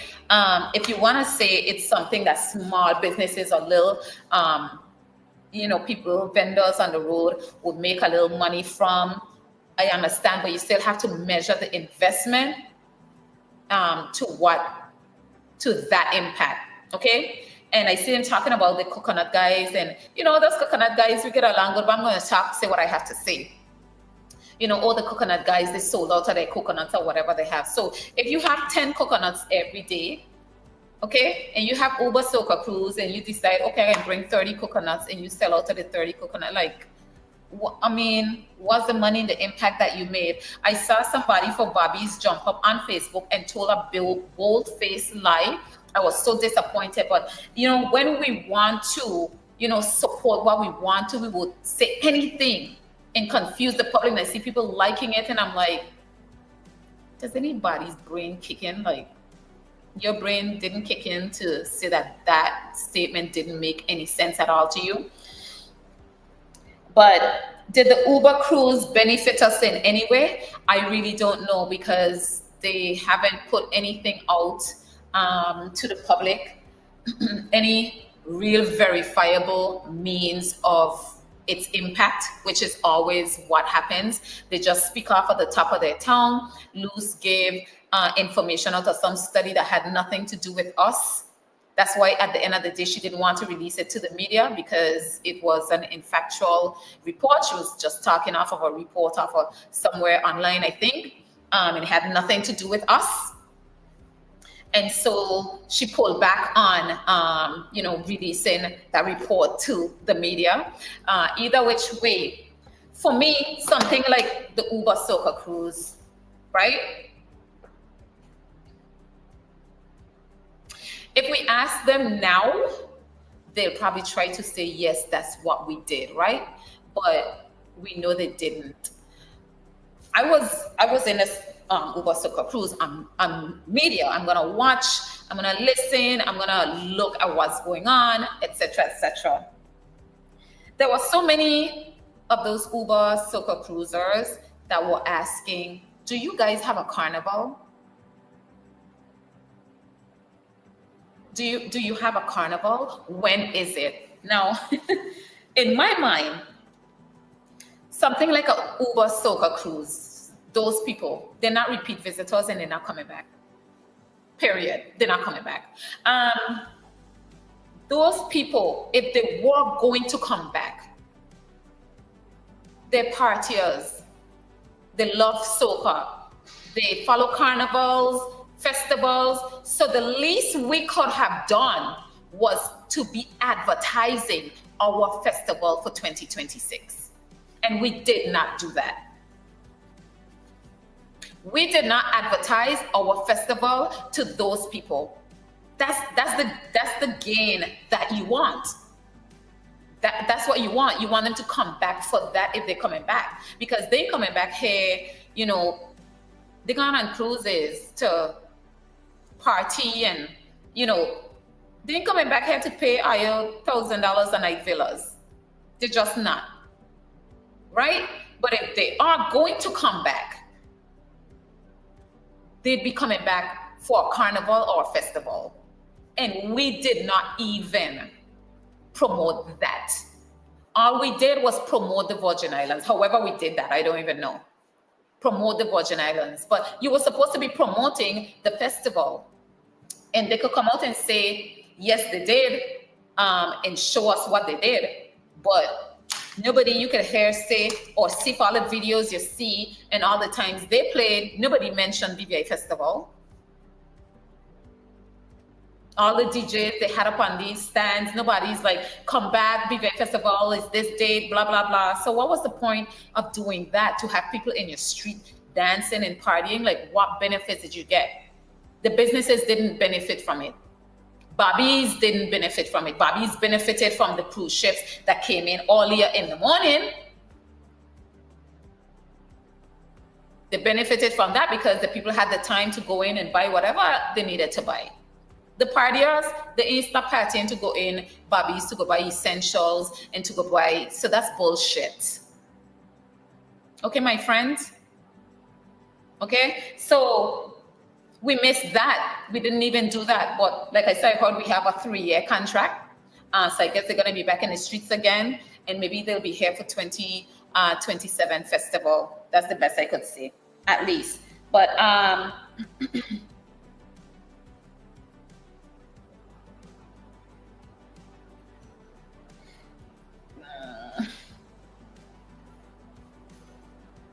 so some of my questions that I had sent off was, around the vendor, because somehow some vendors were hand selected to participate in the Uber Soccer Cruise, like on the village itself, in that space behind the complex. And so I wanted to know like how those vendors were selected. They said there was no advertisement. They said persons made contact through the committee and the tourist board, and they were accommodated. So if you didn't have any advertisement, how did I know to contact who, right? So anyway, we understand that it was, the premier's best friend, and he handled that, and he decided who was going to be in there, and that was that. I tried to find out because, we had a $300K package that we purchased, $300,000 that actually went to the people that do the Uber Soccer Cruise. Our package was $300K. That's part of the money that we spent, right? And so my question was, because a bunch of people went from here on the cruise, okay? And so I asked if the 10 rooms on the boat, because I understand we had 10 rooms on the boat. That's what I understand. None of these questions were thing. So I said, did the 10 rooms on the boat that we got come with the $300,000 package that we got? They came back and they said that they only had 3 rooms, and they were provided complimentary under the $300,000 package. They had 3 balcony. No, they had a balcony staterooms. They were balcony staterooms, actually. Okay, and the value was $15,000. And the statement that 10 rooms were provided as quoted is incorrect. So they said that was incorrect. And then I asked how the 10 rooms were. The 10 rooms were, the decision was made to who would get the 10 rooms. And of course, she responded, she said the 3 rooms were assigned to the artists. Okay, they were assigned to Mr. Dirk Walters, who serves as the committee chair or served as the committee chair and representative of the BVI Tourist Board. 1 room went to Mr. Eustace Freeman, and 1 room went to Mr. Dante Watley. And then I asked if all the travel per diem, etc., was accounted for within the $470K that that was our initial budget, $470K. I understand we went past that. She said, yes, 170 has been allocated. 170 of that 400,000. So 300,000 went to the ship, and 170,000 was allocated to support site preparation, landside activities, which included also travel per diem for the artists and Mr. Walters. Okay, so I went back because I know we had quite a few artists on that ship. They performed on the ship. And I know a couple of those artists don't perform for free, no matter who you is. Okay? So I asked, so who paid for the other artists to be on board? Such as Jugo and TJ. Also, is the premier on the ship, which he was, and who covered his expenses. And there were other family members of his on the ship. Okay, and then I was trying to inquire which of our local artists and DJs and stuff would be on the road. Well, that was the end of any responses that I got. So we're still not clear who paid for the other, artists and so forth to be on the boat, and for the premier to be on the boat and the per diem and all of that. And I also tried to find out if the port head tax was waived. We still don't know, and then so there were no more responses coming out of that. Again, another, probably $600,000 wasted of the people's money with no gain, nothing to say that we got in return for it.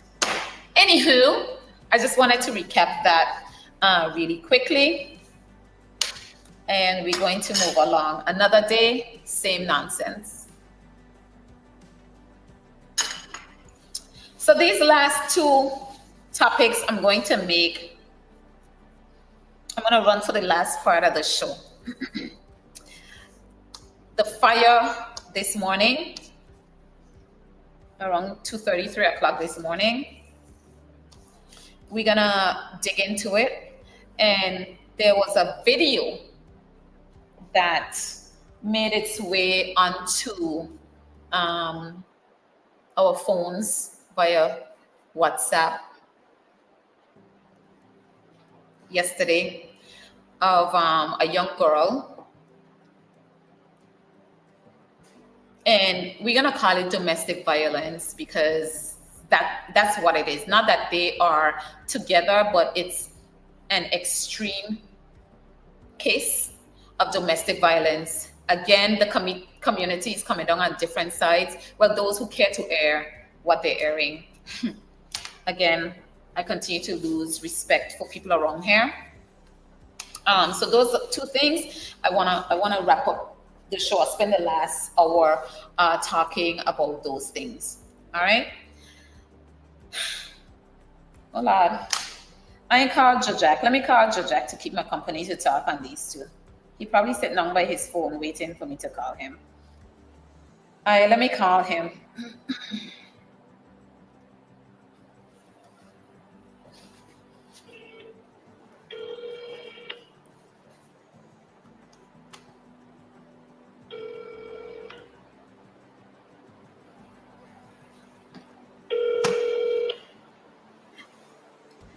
He might be caught up in Millie. Your call has been forwarded. All right, so I'll let him call me back. But anyway, let's discuss these two last things, and we'll go from there. I want to deal with the fire first.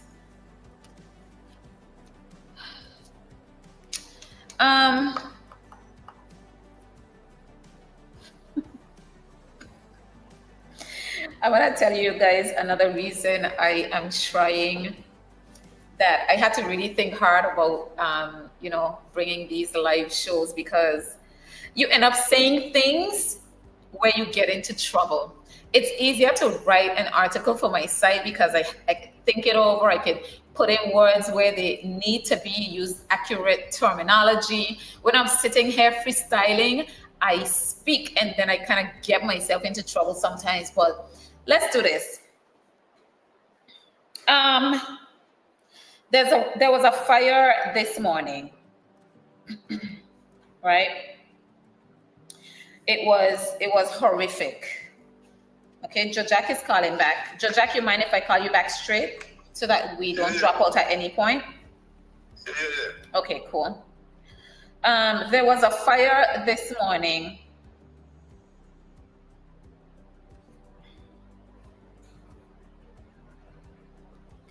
There was a fire this morning, I think about around 2:30, 3 o'clock, it erupted in the Lower Estate area. And it was a massive fire. Good morning, Jojak. How are you? Good morning, Cindy. Good morning to your listeners. You were sleeping? I want to say to you. Oh. Woke up this morning, I listen to you. All right. So I'm coming down to the last hour of the show, and quite a few things unfolded in the past 12 hours. Well, two major things, I think. One, we saw a video of, I'm going to say, extreme domestic violence. It was recently released.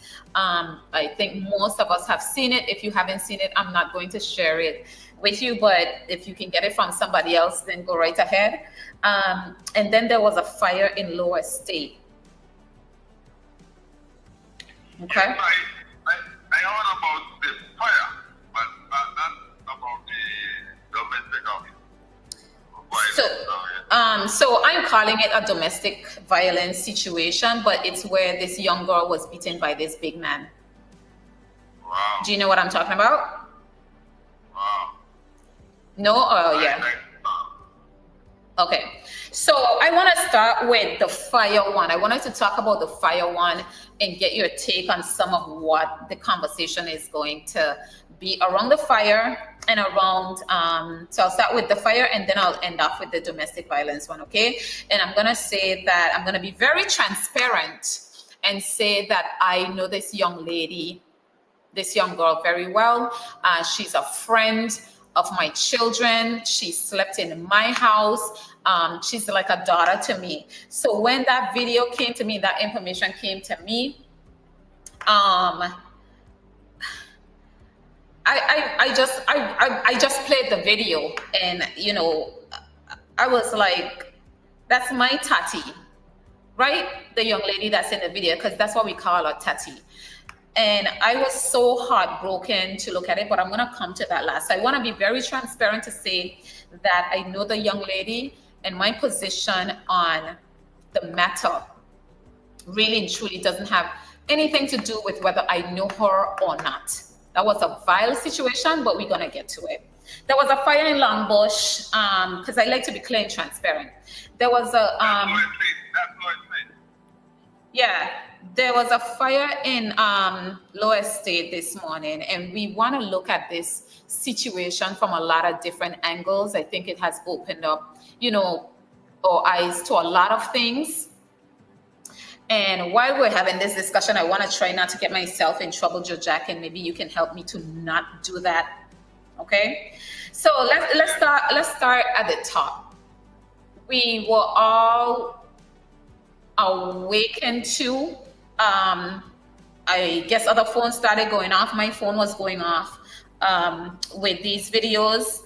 I had just wake up. I think I went to bed after 12 o'clock. And I just wake up, and there this fire was raging. And I actually thought, my heart stopped for a bit, because I thought it was somebody that I knew that his business was on fire.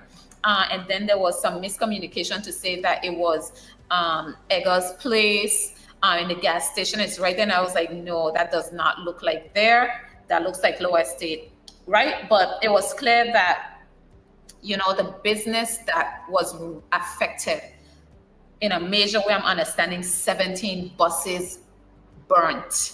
And I'm understanding he had about 21 buses. So 17 of those buses, I'm understanding, burnt. I'll put the pictures up on my Guavaberry Facebook page if you guys want to peruse there. I also put up the video early this morning. And his business really and truly, you could say, burned to the ground.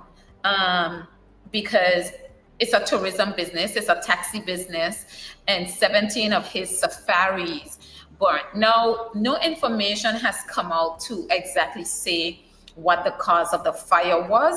Some people are suspecting foul play. Someone messaged me this morning and they were trying to hint that a transformer caused the damage.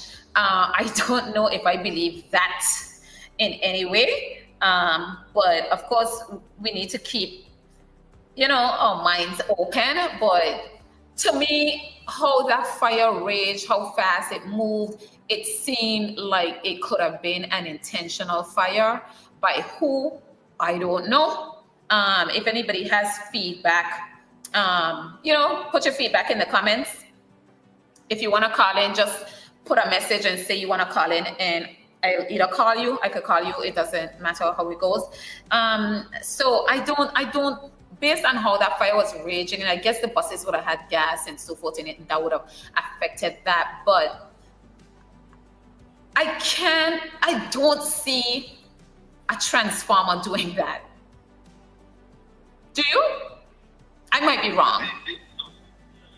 Indeed, I am going to say this because I was walking on the road this morning and someone is talking about this fire.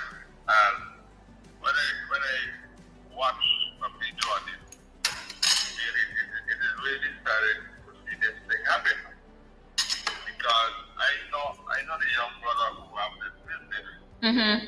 When he also, this business is a part of taking children to school. You know? Mm-hmm. Is he still taking children to school? Yeah. Okay. So it's sad to see this thing happen, and which I wouldn't say, like, I don't know why you have to for it to Yeah. happen. Yeah. It's sad to see it happen because that's why I also put a some houses in the area. Yeah. Yeah. And that's another part of the conversation that we're gonna get to about commercial businesses in residential areas, and if we think it's time for zoning, if that's something that should really happen. So we're gonna get to that conversation as well. But I want to, Jack, when stuff happens, like, newspapers and advocates and those types of people, they get a lot of calls with, situations on the ground. And I want to say that I want to talk about the word that's on the ground around this. And of course, this may not be the case, but I don't know. The word on the ground is that there's a bit of disgruntlement amongst the taxi guys. Have you heard that conversation? No, I really don't be around the taxi guys. Yeah. Yeah, so the word is that there's a lot of disgruntlement with a situation that had been allowed to develop around the taxi guys, specifically the ones that go to the cruise fair. And I'm not accusing anybody of anything. I'm just saying what the information that's coming back to me. Okay? And that people became the taxi guys became really disgruntled because they're saying that this one guy is allowed to have so many taxis and he gets to do tours, and then he puts independent buses in the line, and their taxi guys, like, sometimes he gets 2-3 tours a day. Some of the taxi guys get 0. So this is what I'm hearing to be the case, and it might be some disgruntlement. Again, nobody has said the actual cause of what has happened, but now that this has happened, there's a lot of information that's coming down the pipeline. I understand that it got so bad that the port itself made some shifts in January to move people around to try to fix the situation. Because they said there was some kind of inside movement and some favoritisms. I don't know. So this is the conversation that is circulating in terms of what may have caused this type of damage to a business like this. I don't know. Again, the police, and I don't know even if I wait on the police to tell us what happened, because again, like I said yesterday, they don't share any information with the people, with the media. They try to keep everything hidden. But I guess at some point they're gonna say whether they think it was arson, whether there was a transformer that went out. I haven't seen BVA Electricity send out to say anything about any transformer going out. And it was I can't say it was raining a lot last night. It was raining on and off. So I can't see. Anyway, so that is. The whole thing, Cindy, if police try to blame transformer, that's where the corporation responded and clear the air. Exactly. And I haven't seen them make a statement to say any transformers went out in that area. Incorrect. That's incorrect.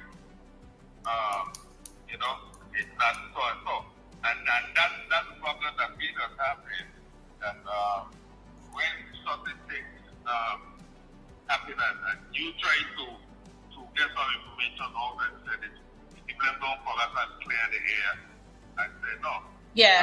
This thing happened by us. Which was speaking about problems as a fair fact. I mean, I being walking in the area of fair fact, and you used to hear a lot of complaints within the fair fact, which they used to have it laws and rules, but it seems like they don't have nobody conducting things in there anymore. So you've said something very interesting, and I mean, I don't know if I agree with that, but here's what I'm going to say. I find, and people are gonna say, Cindy, you're saying these things because you have a problem with the VIP, which I actually don't. I don't have a personal problem with them or anything, but the way they manage the country and the type of energy that came in when they were elected, it bothers me. That bothers me because it's destructive to the territory. And I know a lot of people know it, they see it, they feel it. Okay? I personally don't think about VIP and this year of thing. It's about dealing right and have things in place. Well, that's what I'm saying. So that's what I'm saying. So it's who in charge controlling the taxi. Well, Joe Jack, you're speaking to exactly what it is I'm trying to tell you. When you have a land of laws, legislation, policies, and frameworks, and how things supposed to happen, and you do contrary to that, eventually, right? People like me, people like you, other people that keep talking, and then they say, oh, you guys just always talking, you're always this. Eventually, the people that their backs are against the wall, and you do all you could to survive, you going by the law, you doing what you're supposed to do, and at the end of the day, you can't buy bread for your children and somebody else sitting down watching you eating steak, right? Eventually, anarchy will unfold, especially when the system is working against you. And I have seen a lot of these since the VIP rolled into power in 2019. And I feel everything is coming to a head because people cannot make ends meet. Businesses are failing because there's a lot of favoritism going on. There are a lot of things happening behind the scenes. A lot of, I want to say just a lot of things happening behind the scenes. And I'm not saying that this is the case here, but it's seeming like people are saying that some of the taxi men were just being pushed out. They couldn't make a living and something could have gone untoward. I don't know, but that is the conversation on the ground. There are taxi men that are talking about, the process now to bring a safari on board. And I don't have a problem with the process because we have to make sure that the guests that we bring in here, when they get onto a bus, that they're safe. So you need to get permission. The process now is that you have to get permission to build a bus. When it's finished building, it is inspected by DMV, I understand, and then they give you a letter to say that it's roadworthy, and then you can go and get it licensed and insured. If they sit down and don't give you a letter, you can't move that bus. Okay? I know last time they had rules and checkpoints, and so people have to be up to date with mechanics. Yeah. I don't know if people are Yeah. checking on those things. Yeah. When on the mechanic side, because remember, we dealing with a lot of hills. Yeah. No, that's why I say I'm absolutely for that. What I understanding is happening, and I hope it's not happening, is that people are given preferential treatment as to how fast they get back their approvals and how slow others are moving and how some aren't getting theirs back as well. So there seemed to be a big problem here brewing that I didn't even realize was so big until this morning. And Miss Cindy, I will tell you open up like this, okay? Which people don't spot on first. These guys who have these spot issues, this open media that they should pass and make the problem and the air. But no, somebody wants you to speak for them. They who have the problem within the service. Yeah. Well, we've been off air for about 7 months now. Kind of. Before the party about what's taking place, when sometimes you go say the wrong thing, and the something what they don't like, oh yeah, the rain is starting, yes, and that what you don't know about. they have the problem to come to the public that the minister don't like them name on the air. That's what I Yeah. think. Yeah, because everybody's afraid to be victimized. They don't, I talk about that, I talk about this who in charge don't like to hear stories about Oh, the business. Come to the airwave and start to take them, even have a problem. You know, that I can't stay here and don't think and talk to you.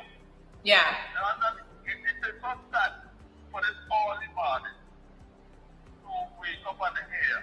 A young man need to lock all His business, yeah. Yeah. Get born up. Yeah. You know, so And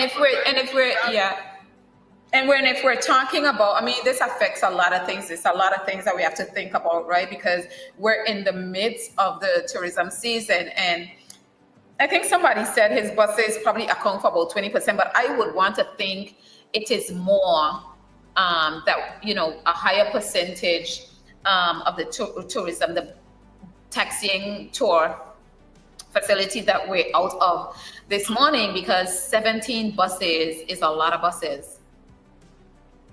And I don't know if there are, well, yeah, there'll be that number, but I mean, it'll be individual buses and any other, you know, shuttle company that could step up and fill the void, but it's a huge void.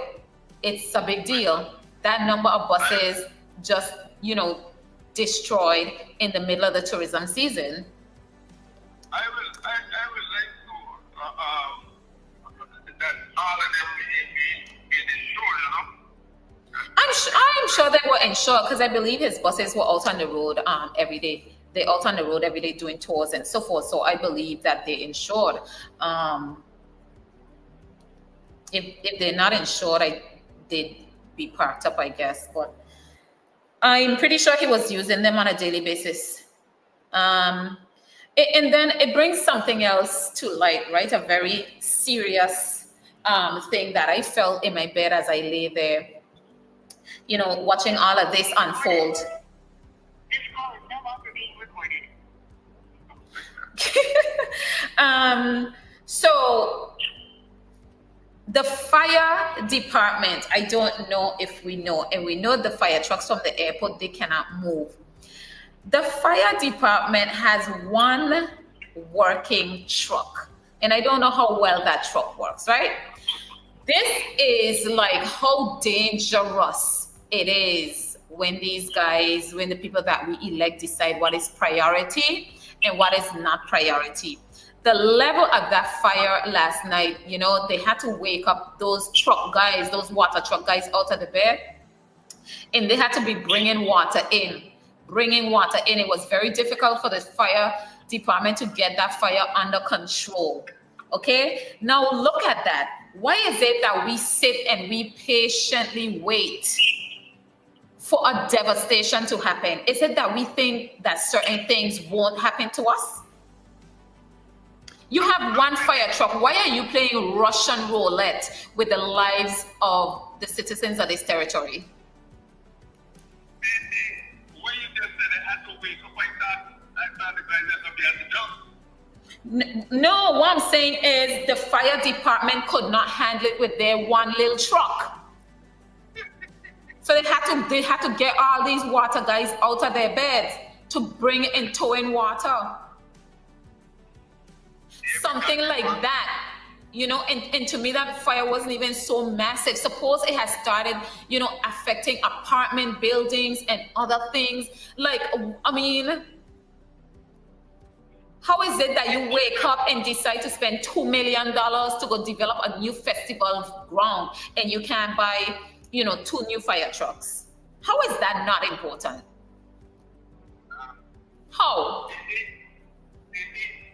I don't recognize too much that it's because there's everything we got wrong, but when you think about these things, they don't like to hear it, which they say everything is okay. And if people who have a problem do not come and say anything, you know, that's the funniest part about life. No, but Judge Jack, we live here. You know, the fire guys have spoken about it. They've spoken about, you know, the situation even at the fire station, and it looks like they're trying to, you know, make some repairs there. We know this territory has one fire truck. We know that. That is something that we know. They've made that very clear, right? But we don't see that. Let me not say we, because I'm not putting myself in the space with these people that we've elected that act like they don't have any sense. Okay? They know that they don't have hold the power of what could happen in their hands. So you can't sit down and determine, oh, we don't have any real fires around here. You know, and we're developing every day. We're developing every damn day, right? We're talking about developing, and we're developing more and more and more. The BVI isn't where it was back in the 1910s, right? 1910, okay? So we're developing every day, right? With a big society like this, anything could happen at the school, anything could happen at the hospital. We have tons of schools, we have tons of businesses, restaurants, all sorts of things, right? Anything could happen. And you're comfortable enough to go year to year, month to month, year to year with one single water truck, fire truck, one single one. That they were so overwhelmed last night, they had to wake up all of these water trucks out of their bed to tow in water. And do we have fire hydrants?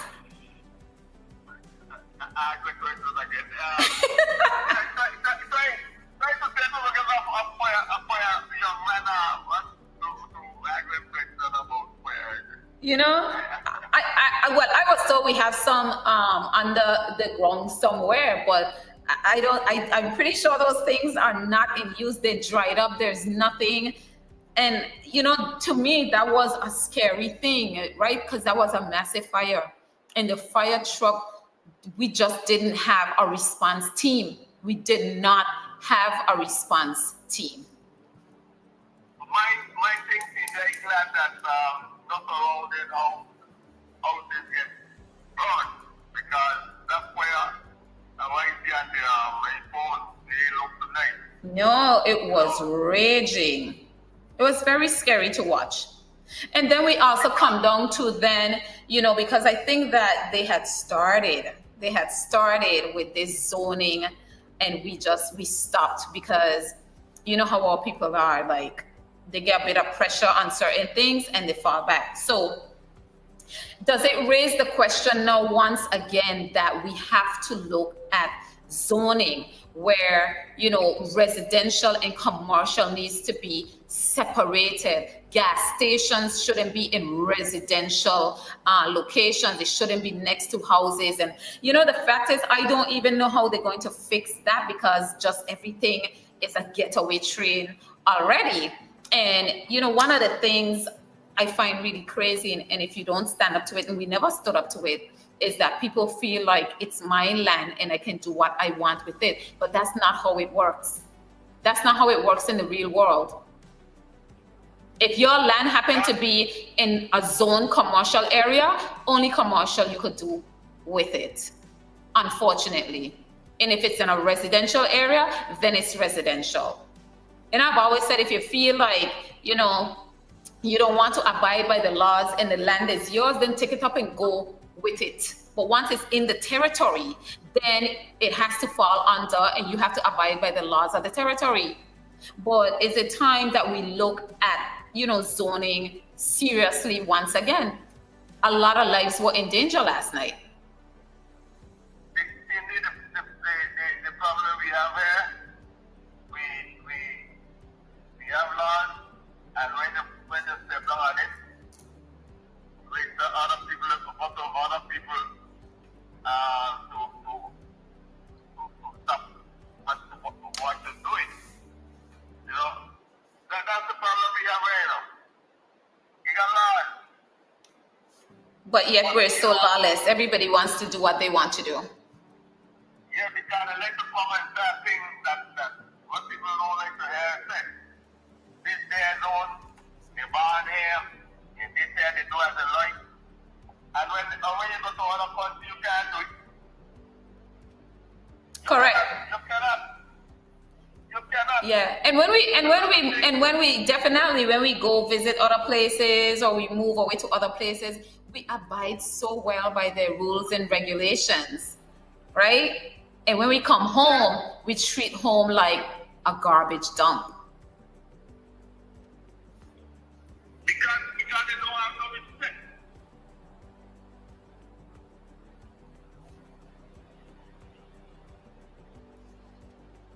I tell you, they don't have no respect. Yeah, so I don't know. So I think that the fire really, brought some things to the forefront that we need to look at again. The zoning, the fire department they need another truck at least, maybe another two. And we just can't leave it to chance that nothing major is going to happen, because you're not God. You can't determine that. Just like none of us expected to wake up to that raging fire last night. You know what I mean? So we yeah, our priorities are really, really off.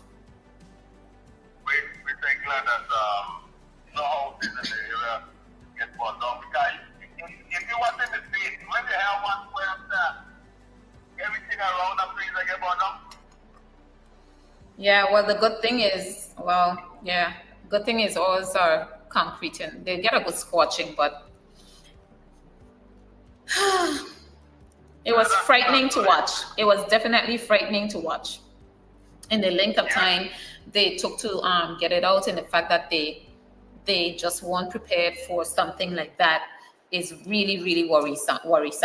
So I want to get to, and so then as more information comes forward in terms of that situation, we'll be able to bring more information on it. But as of now, like I said, we actually don't know what caused the fire, what is the situation. I just wanted to share some of what is going on the ground in terms of, the situation amongst the taxi guys. I'm understanding it's kind of at a boiling point.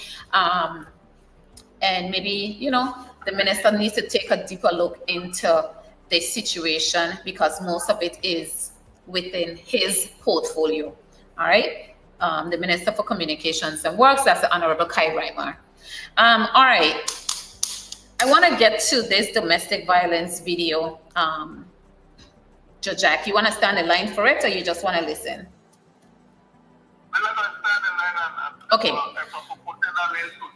All right, no problem. So yesterday afternoon, I got home, Jack, and somebody sent me, some information, a video and other information, and they were furious. And they said it needs to make the news. If you want to quote me, you can quote me as well. Look at this video. Look at what went down, right? So I looked at the video, and the truth is, me and my children, we had just gotten home. So when I opened the video and the information, I said, but that's my tati. So then my children raced into the room, and unfortunately, we all ended up watching it together. I know my daughter's heart was crushed. My children were upset. My boys were upset. My older son, he didn't take it well. Okay. So this video, it showed where, and I haven't put the video up on Guavaberry because as I've said before, it's a video that happened in a private home. So I have no authority. It's not in a public space. So I can't take it upon myself to share the video publicly. Okay. But the video depicts two people in a room, a man and a young lady. A man and a young lady, right? And I happen to know the young lady. Everybody knows her. She's put out a statement herself. And I'm going to go to my WhatsApp because she has sent me a message. She called me while I was on one of the breaks. And her name is Tatiana. And she's 17 years old. I believe she's going to make her birthday over these next couple of days. Her birthday is just before mine. So she's going to make her birthday this week. So she's a young girl, right? And I'm not trying to frame this conversation. I'm just saying what the facts are, Okay? So this video, have you seen the video, Jojak? You said no? No. Okay, so this video shows two people in what appears to be a living room. Okay? And the young man was lying across the couch, lying down on the couch, like he's lying down there, taking a nap or doing whatever. And this young lady enters and she says to him something to the effect of, do you live here or do you own this house, or something like that, right? And I think she says something about, I've asked you, like, I want to have a seat, you need to sit up or something like that. So she goes and she sits on top of the couch, like the back of the couch, and she proceeds to push his feet off of the couch. She didn't kick him. The video is very clear. She didn't kick him or anything, but she proceeds to push his foot off of the couch. And he takes one of his feet and he gives her a back kick out of this world. I still don't know whether that kick landed in her chest or her face, but it was a hell of a kick. Okay? In her face, she collapses down on the couch. The guy doesn't walk away. He gets up and he proceeds to beat this girl about her face, about her body, mostly in her face and her head. And she's screaming. My heart was crushed. She's screaming. And then she kicks him off and she's able to get up and she walks away and she's crying. And then she comes back and to me, it appears she was going through the door. Upset, crying, she's going through the door, like to go outside. And he says to her, oh, find my phone or pick up my phone or something like that. And he then connects another blow straight to her face. And then he pushes her. It goes out of the view of the camera and he continues to beat her and beat her and beat her and she's screaming. Okay? Okay? Now, for me, I sent a message to the police to find out if this guy has been arrested and what's going on. I haven't gotten a response yet. Let me see. There's not 2 blue ticks. What? I have a granddaughter. Mm-hmm. And she always took me. I just always tell her like this. You don't got a man kicking you. No man controlling you. You're married to them, whether you're married to them, you don't have man beat up on you. And the problem today we have with young ladies and young men together, they mean to control you. And these are things. I don't think women, young women, should live in not a young man. Yeah. So here's the thing, Jojak. Here's the thing.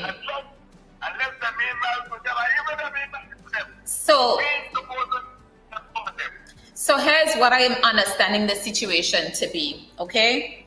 The young lady who, and so I said her age, right? So she is 17 years old and he is 31. He a big man and he is about twice her size, okay? And when you say these things, people are saying, oh, you're trying to justify her putting her foot on him. Because like I said, she pushed his feet off the couch. And when you react like that from a push, there's something going on with you mentally. Anyway, I understand the situation to be that, well, she lives in the house and she's lived there for a few months. And I'm understanding that the guy had gone through something with his father and he had nowhere to live. And the lady that owns the house allowed him to stay there. She gave him a day and that day turned into another couple of weeks, another couple of weeks, another couple of weeks, another couple of weeks, right? So they're not in a relationship. Both of them reside in the house as of now, okay? And clearly there was an issue over sharing the space, okay? There are people who are trying to argue the point that, she provoked him. She provoked him, right? And in my mind, I'm trying to calculate in my mind who raised the people that are thinking like that. Like who raised them? Okay? This girl pushed, this young girl, she's 17. She pushed your feet. Pushed your feet with her feet. Push your feet down. How many of us haven't done that to our other siblings? And we get into squabbles. You push her foot, she pushed your foot down. And that's the kind of beating that you could put on this young girl. And there are members of our community that could say, oh, he probably shouldn't have hit her so bad, but she provoked the situation. You know what? We have a domestic violence problem in the BVI, and it really opened my eyes last night to how bad it was. And people don't know, like when you say certain things, it gives people insight into your lives. And based on a lot of people who talk to me and a lot of people who say things, I could see how very chaotic their lives are at home. I could see who is beating their wives and girlfriends and all of that, because anybody who could justify something like that, because her pushing his feet off could not be the means to that end. That is crazy. That is so crazy. To try to justify that. My sons wouldn't even have the thought or the inkling to even think to raise their hand and connect with a woman. Let me ask a question. A 17-year young lady, what is the call living with a man? She doesn't live with him. She lives with the owner of the house. The owner of the house, she's living with the owner of the house, which is a female. Okay? The young man who lives in the Vajangara community, I'm understanding he has some issues with his father and he had nowhere to go. And the woman said, you can stay here until you figure something out. You understand? Right. My question is both of them is boys? No. Well, that's my question. Right, that's what I'm saying to you. They're not related. Nothing. They don't have anything. That's not her boyfriend. That's nothing. The guy lives in the house, and I guess maybe there was some agitation between both of them. You know, some people are trying to say that, oh, she's been frustrating him for a little while. Either which way, what people are not understanding, for me, and I know for a lot of other people, there's no justification for what he did. You're talking about a 17-year-old child and a 31-year-old man. Like, people could really open their mouth and like justify that. Isn't it the same as when we call police brutality? Or the police went overboard? It's the same friggin' thing. That's wrong. I will tell you, that's now, wrong. Jack, again, pull one up for him right now, right? Again, pull one up for them, right? Again, pull one up for them right now. Right now. I'm just gonna go on. Y'all give me 2 seconds to go on Google, and I'm gonna pull up something for y'all. Stay right there, Joe Jack.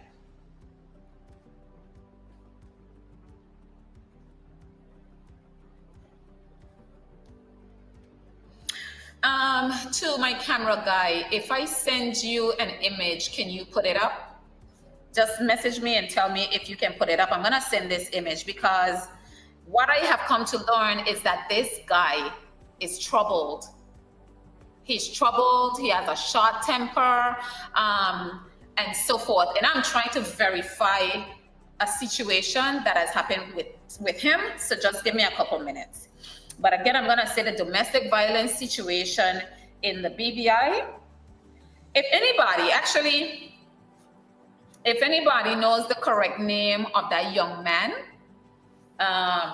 if you could send me his correct name, and then I will, somebody's inboxing me. I will see what I know. Oh gosh.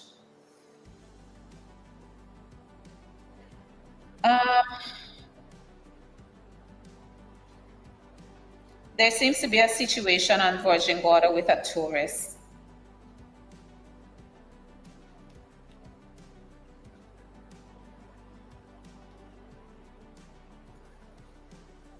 It seems that a tourist may have drowned at the baths.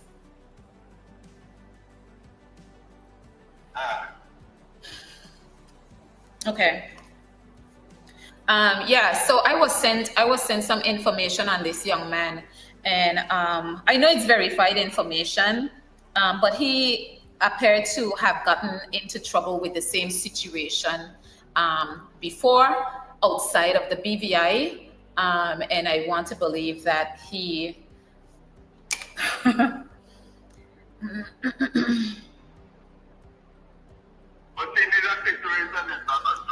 that he may have possibly been sent back home from the US for the same type of situation after serving time. It's a very serious thing. I told you I lost respect for a lot of people last night. Seriously, I look at them sideways. Because those people, and they have water, and they would like to see somebody beat up on their sister, no, their mother. Okay?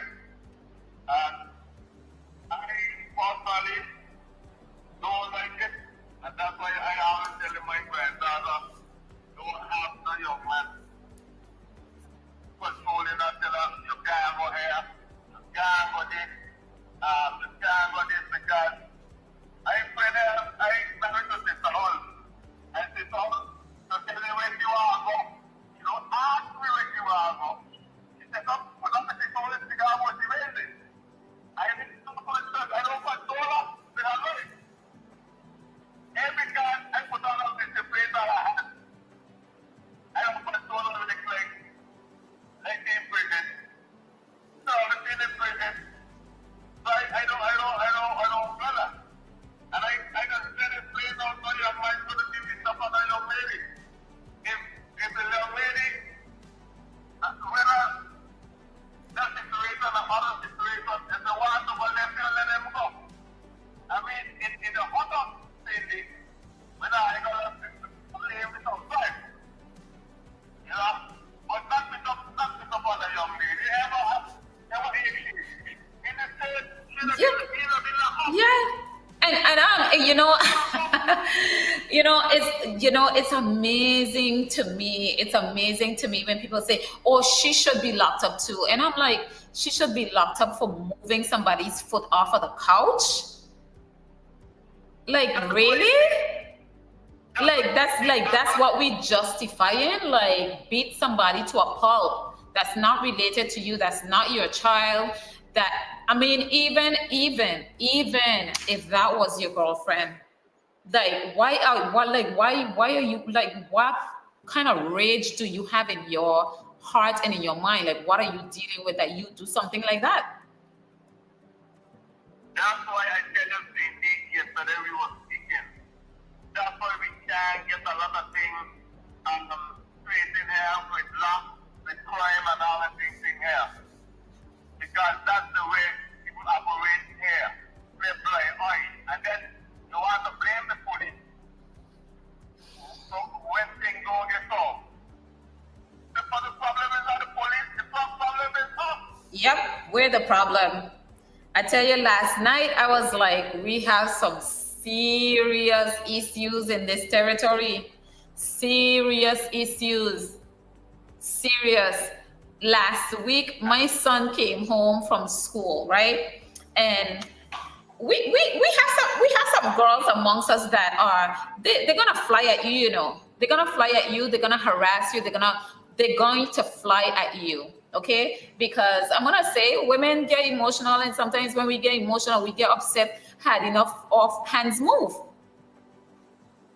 All hands move, you know. And if you can't control yourself to the point where, you know, somebody, your girlfriend upsets you, or another student slaps you, and you can't, as a male, hold that female student hard enough and say, listen, that is not something that I'm going to tolerate, that you fly off as a man and start fighting her like she's another man with you, a boy with you, you are brought up wrong. Period. I don't care what nobody think or feel. For you to have to fly at a female like that, if she put her hands on you in any way, you have a problem. Something is wrong with you. And I don't condone people touching each other. I keep saying everybody keep their hands to themselves. But my son comes home from time to time, the one that is in high school, and he complains about girls, you know, that, you know, whether hit him and how, you know, he had to control himself, and he tell me what he really wanted to do, but he knows that he can't put his hand on a girl like that. Up to last week, he came home and he's telling me this story, and he's telling me what she did. And of course, he's like, you know, if she had done this, this is what I would do. And I even ain't watching at him, because he know he ain't going to do nothing and come home to me to tell me he beat up no girl. And if anybody do that to my daughter, I am going to kill them. The police don't even have to worry. I'm saying it on broad camera. You are going to not be breathing anymore. Seriously. Let me tell you this. I was so hurt. I was a juror in a case with a lady. Put her hand on the next lady. And the one who did the hitting, people are guilty. But the judge said, Wada, you don't put your hand on people. Yeah. You know what I'm saying? If you got what you're saying, but don't put your hand on people. You know what I'm saying? He didn't turn out. He said, we'll put your hand on, put things on the top of your for people to hug you up. But the whole bottom line is, that is not the place, because I just said I have a young granddaughter who is in a relationship, and she always talking about not controlling, that he says the young boy wants to control the young lady, then he married to them, and he did, but I want to tell them, don't go this, don't talk to this, and don't talk to them. And put her on the along with that behavior. Because I would like, I go court, and I will go to a lawyer and put this kind of behavior. If any one of them put their hand on my granddaughter and be tough like that when I hear it. Wait again. Keep my hand on the soil. Yeah, no, I agree with that. Like I said, I don't condone anybody putting their hands on anybody. But come on, like when have we? And you know what? There is domestic violence on both sides. There are women that just, you know, take a lot of advantage of guys. You know, I know of situations. I told somebody this one. I shared this story with somebody because this thing never left my mind, because I keep telling you, like, I'm wondering what's going on in the BBI and who is raising some of these children. I'm really good with my children's friends, right? And I remember it was festival, I believe it was 2024, either 2023 or 2024. So these kids would have been like 15, 16, and they all wanted to go to the village. I went that night too. It was festival season. I think, you know, like Jugo and them were playing that night. It might have been BBI night or something like that, Banco Bismal, and those guys were on. So a lot of young people were there, and I went out with my young people, hanging around the area and so forth. And, you know, all of them have their little girlfriends. And there was one young girl, you know, with one of the friends. And I don't know if she saw him talk to another female or what happened, but she was just so violent towards him, and her hand was in his face. And I'm watching her like, where would you pick up that kind of behavior? Like you're so young to behave like that towards a man, right? And the young man He just stood there because, of course, he's not going to aggress her in any way because that's how he was brought up, right? But yes, so my thing is, yes, everybody needs to keep their hands to themselves, but there is a kind of tension and things that are happening amongst all young people. And when you're gonna sit down and say, oh, justify like, oh, she shouldn't have touched him, like, I mean, there is nobody in this territory that should not have been outraged about that video. They should not have found any reason at all to find anything else to say about, oh, well, she shouldn't have touched him, or she been harassing him for a little while. Are you kidding me? He could have killed that girl. The level of blows, his size, those licks across her head. And I encourage her to go to you gotta go to the doctor because those were some serious blows. You know the problem with this kind of thing is when you have a person that's telling, don't report it. I think it's for cases where parents that try to tell the person don't report it because of this, because of that situation. And if people who say that, you say trying to justify this kind of behavior, I think either they bring on a church, they bring on a mother, they bring on a body to encourage this kind of nonsense. I don't encourage it because what I say. Jajak, that was so wild to me. I'm telling you, I went to sleep after midnight and I'm normally in my bed by 7:38. I was so disturbed, and I was so disturbed by different opinions, and that's their opinions, but I was disturbed by it.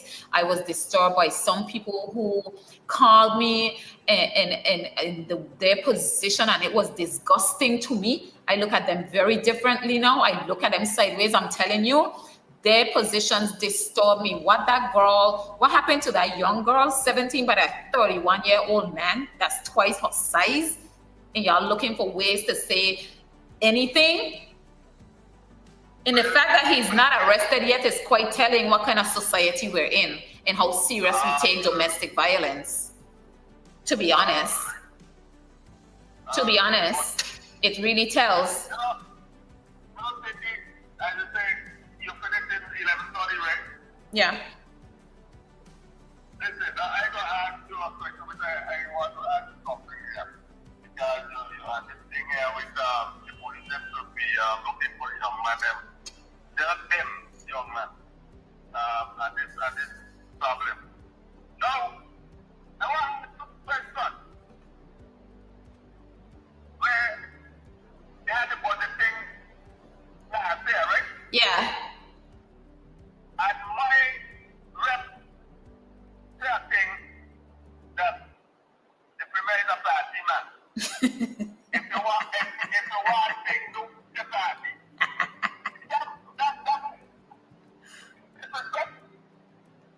Tell me. If it's we said if it's disrespect.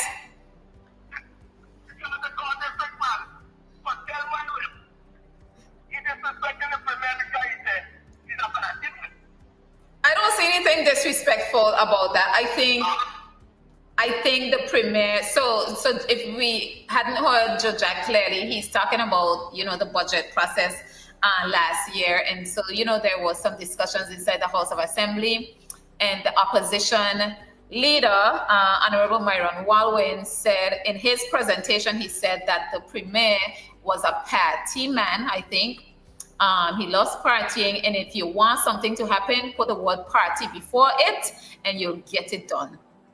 So he's asking me if I think that was disrespectful. And honestly, I don't think it was disrespectful. As far as I'm concerned, the premier is presenting himself in a particular way. He's creating this dialogue around himself. He is showing his interest, and so he's being categorized. Simply. Because the truth is, the premier will jump on an event, anything to show himself, partying, where he don't got pay for it. He glowing. He look like a king. He's, he does that stuff real quickly.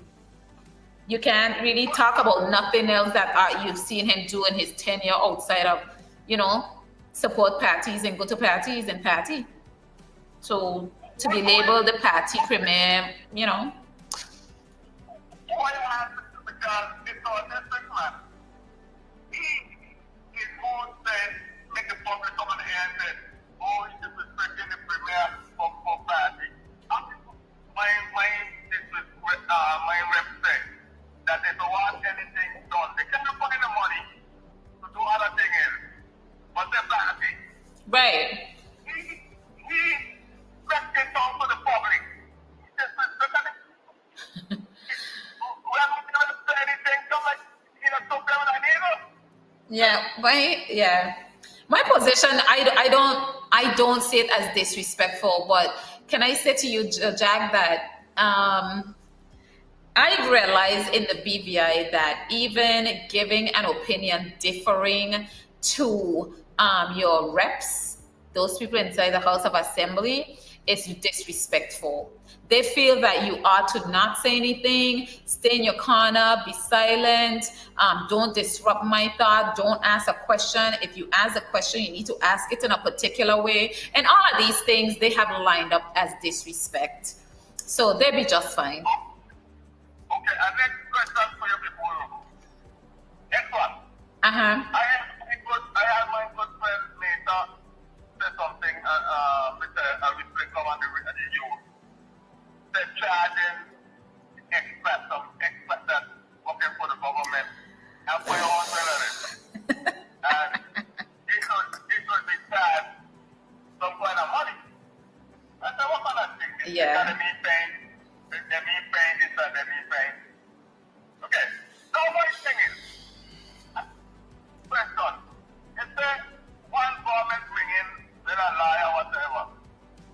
They seem like they have a lot that they don't have to pay for permit or something like that. But still they will have to pay for. I thought they got to pay anything when they're here. The government thing. When he said it, was it specifically saying that for government expat workers? Government, they want the food to bring in, when they bring in. Yes, but what I'm saying is, was it for government expat workers? Or was it for just expat workers? Okay, so let me... Yeah, so actually I did have this conversation. I didn't have to, I didn't think about it because it was over Christmas and, it was resting my brain. If he said, I could see why he would say something like that. Because when you work for government, when you come in to work for government, he's right. You don't pay work permit fees. Yes, you pay NHI and those things, but all of us pay that. All of the other expat workers pay that too, but they also pay work permit fees and these types of things. So really and truly, the expat workers that come in to work for government, they kind of get off scot-free. You see what I'm saying? And I think government, hold on. Government gives them a lot of stipends as well. They get housing and telephone and all kind of stipends they get when government bring you in to work. So I could see where he's saying to think about, some kind of fee that they could pay. But I don't know that we have enough expat government workers that would make any kind of impact to, with them paying any kind of fee that would make an impact on the economy, to be honest. So I could see him saying it from that perspective, which I'm thinking probably that's why he said it, because they really get off with a lot and the taxpayer carries a lot of burden for them being here working. That's the expat government worker, not all expats he was referring to, I think. But I'll have to go and check.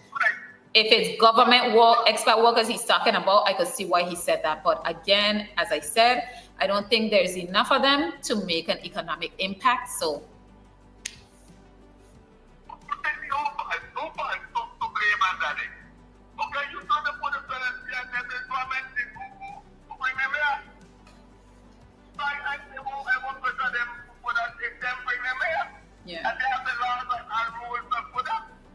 Yeah.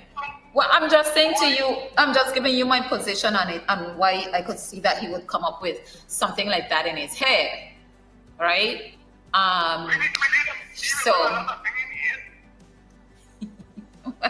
well, I'm going to jump down his neck just because, you know, we're a little upset with him right now, but I could see how he would come up with that.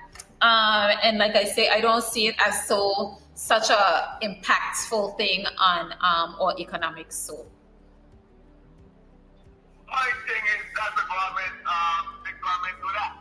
So if you can't put the pressure on them, then the government put that on the government, the government will bring them here, and they can ask for a free thing. And so how you want to pressure the people with the point? yeah. And it was nice to be here with you. Yeah. So, all right, Joe Jack. In my last few minutes, you're gone. Take care. Bye.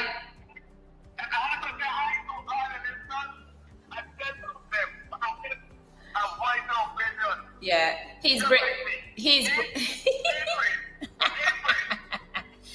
breaking up a little bit, but he's saying, you know, good afternoon to all the listeners, and you know, like him, try to be part of the conversation, calling, etc. But I think, you know, we're gonna try the calling in better as of next week as we try to walk through the kinks and so forth. So yeah, okay, all right. Thanks, Jack. We'll talk later. All right. Before I go, I want to read this statement from this young lady in this domestic dispute. I want to air what she has sent to me, which I told her I would do. So I'm going to try to read this. Now, it's in our local dialect, so if I stumble, just bear with me. I'm going to try to. So she's saying, she's telling me her version of what unfolded, okay? She said, I kindly told the dude, whose name is Vidal, to excuse his foot and move his foot. He don't want to move. Okay, I'm going to read it properly as best as I can outside of how she has written it, but it's the same thing. Okay, cool. I asked him to move his foot. He didn't want to move his foot. And I said, mind you, Vidal does. And she said, mind you, Vidal does always move his foot when I ask him to. But now he was on a call with some girl, I don't know. And he was trying to, I don't know if he was trying to impress himself to the girl on the phone, but I don't care what he was doing. I just wanted a seat. Yes, I could have sit down in another chair, but his stuff was in the other chair, and he already blamed me and two others for robbing something he had in his bag. So I told him, no, I'm not going to touch your bag since you don't make complaints to the owner of the house, of the household, that we young ladies stole something from you. So I told him if he wants me to sit there, he'll have to move his stuff, and he disagreed. So I kept asking him over and over to remove his foot. And to say I tell him to get up or anything, I asked him to move his foot. So I went back in the room for my iPad and my phone, and I came back and I said, if you don't remove your foot, I am going to remove it myself. And that's when I stand up on the couch and started pushing his foot out the chair so I could sit down, and that's when he got up and hit me. She said, I am not studying the negative vibes because people are going based off of the video. That's not even the beginning of the video, because why would I walk up to the man and just provoke him? I don't have nothing with this man at all. I even chose to sit there because the fan and the Wi-Fi is on that side of the house, is on that specific side of the house. So She's saying there wasn't any harass. She wasn't harassing him. He accused her of some stuff, her and some of her friends of some stuff. I'm not getting into all of that. I can't speak to it. I don't know. But she's saying that she could have sat in another chair, but his stuff was in the chair and she didn't want to touch his stuff. And so she asked him to remove his stuff. He decided he wasn't going to. So she asked him to then move your feet so that I can have a seat. And she's saying that happened because the Wi-Fi and the fan is on that side of the house, basically. And so she wanted to be able to get Wi-Fi. He wouldn't cooperate. So she went ahead to push his feet off, and it, as we all saw, it went from there. Okay. Again, this is something where the police are going to do their investigation. She's gone. She's given her statement. The last thing I got from update from the police last night that they were going to pick him up. I haven't heard anything since. But again, yes, everybody keep your hands to yourself, but there's no way that we can sit down with our conscience and find any kind of way to justify this situation that happened with this young girl by a big man. If we thought that that was okay and that there are ways to justify this stuff, then we shouldn't open our mouth about police brutality. We shouldn't open our mouth about anything. Let life be life, whatever life is, and call it a day. But we cannot be selective in our outrage and determine who deserves what and who doesn't deserve what. Okay? There is nowhere in my heart, whether it was a young lady that I know or not, because naturally, I have a natural love for young people, and it's not even because I have children. Okay? But of course, it's expounded by that. But there's no way in my heart, soul, anywhere that I could have watched a video like that and come up to anything to say, oh, but she shouldn't have touched him. Oh, she should have found another seat. Oh, are you crazy? I find something wrong with that mentality. I find something wrong with that mentality. And I honestly don't believe any provocation from her could have made him do that. I think that's who he is. I think that's his character. And from information that I've gotten gathered, I think that's his character. And I would encourage him to go and seek help, because quite often when we are like that, it's based on our upbringing. Whether it's something that happened with our dad or mother, things we see in the house happen to either one of our parents in terms of domestic violence. Those things come out of things like that. Let's not pretend that it doesn't happen or that's not the case. Okay? And for you to tell me that, she shouldn't have sit there, she should have found somewhere else to go. Come on. You could really, in your big ass self, say something like that? Like really, and think something like that? Anybody? That's a horrible thought process. And we all saw that video. That girl attempted to go through the door to leave the house. Watch the video again. And he comes up and he hits her again. He needs to be prosecuted. He needs to serve time in jail. And he needs to, I guess, go through whatever he needs to go through in terms of counseling or whatever. But there's no way, there's no space in me to justify anything at all about that. Nothing at all. And any of you who feel that there's some justification should go pray. I'm disappointed. And I'm bothered that we thought that a 17-year-old girl could go through that, and we justify by a 31-year-old man that's going to be 32 in a few months, a couple months. Okay? It was horrible and disgusting to watch as a child. No matter how they try to play big sometimes, they're children and we're supposed to protect them. So to sit back and say, oh, she should have go over there to sit, she should have do this, she should have do that, or whatever, I don't agree with it. Whatever has unfolded, there is no justification for that thing. Whatever has unfolded, I don't agree with it. Okay? And again, everybody, keep your hands to yourself. Okay? Because you don't know, but you don't know.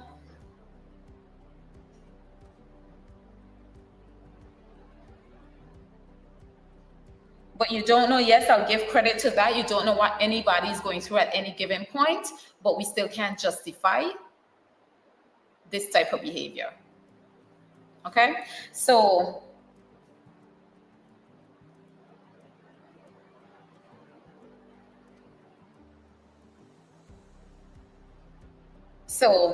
on that note, I'm going to call it a day.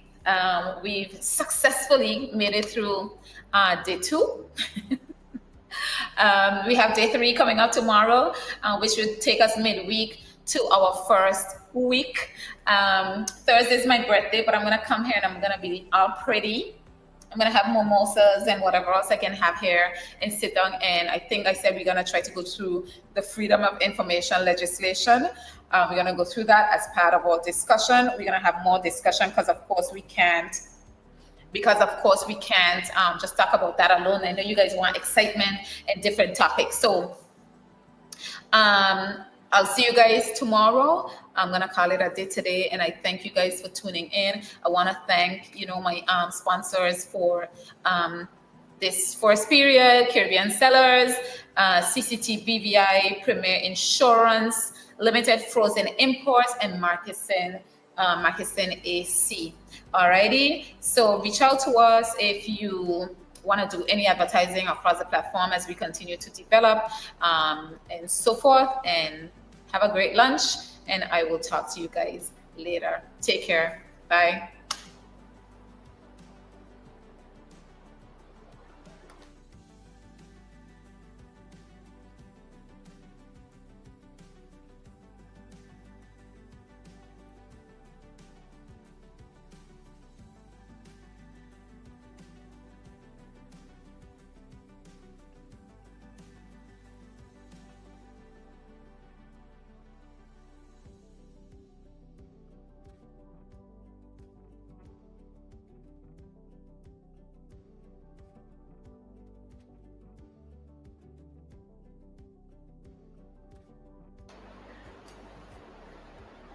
I think my camera guy might have taken a nap. I think my camera guy might have taken a nap. So let me see. All right, he's back. So, all right, take care, guys. And take care and see you guys tomorrow. All right, same time, same place, 8:30. I'll strive to be on time. But of course, my camera guy wants you guys to get to know my music. So, he plays it for a little bit. But thank you guys and see you tomorrow. All right.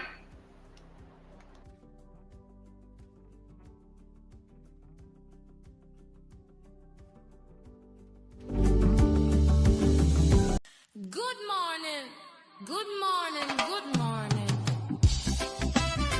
Rise and shine, nation. Grab your bush tea. Cindy Rosen in the building. Let's break it down. The morning facts with Cindy Rosen. How the country running, we break it down. Facts in the morning, no gimmicks, no spin. Educate, empower, let the day begin. Sunrise busting over hills and sea. Radio on, tune in frequency. From policy talk to community news. She asks the questions, bring real truth. No long talk, straight to the point. Facts so clean, day and night. From the people voice to the leaders' seat. She connect the dots, make sense of it. If you want knowledge, tune in early. If you want clarity, don't come late. The morning facts with Cindy Rosen. How the country running, we break it down. A chance undone in pound and two. Electrifying facts for me and you. Economy, health, education. Youth, them future, the whole foundation. Culture, law, accountability. She hold the line for transparency. Not just talk, context and insight. So you can reason and get it right. Morning boost for your mind and soul. Information is power. Take control. Grab your bush tea. Clear your head. start your day properly fed. Who got the facts? Who got the facts? Cindy. Who asks the hard questions? Who keep it real every morning? Daily talk show. Daily talk show. Covering the issues. It drops an empire. Electrifying. Powerful morning booze. The morning facts with Cindy Rose, and from sunrise talk to national plan. Facts in the morning so we understand. Strong mind, strong people, stronger land. The morning facts with Cindy Rose, and from sunrise talk to national plan. Facts in the morning so we understand. Strong mind, strong people, stronger land. Before you step out, before you decide, get the facts in the morning.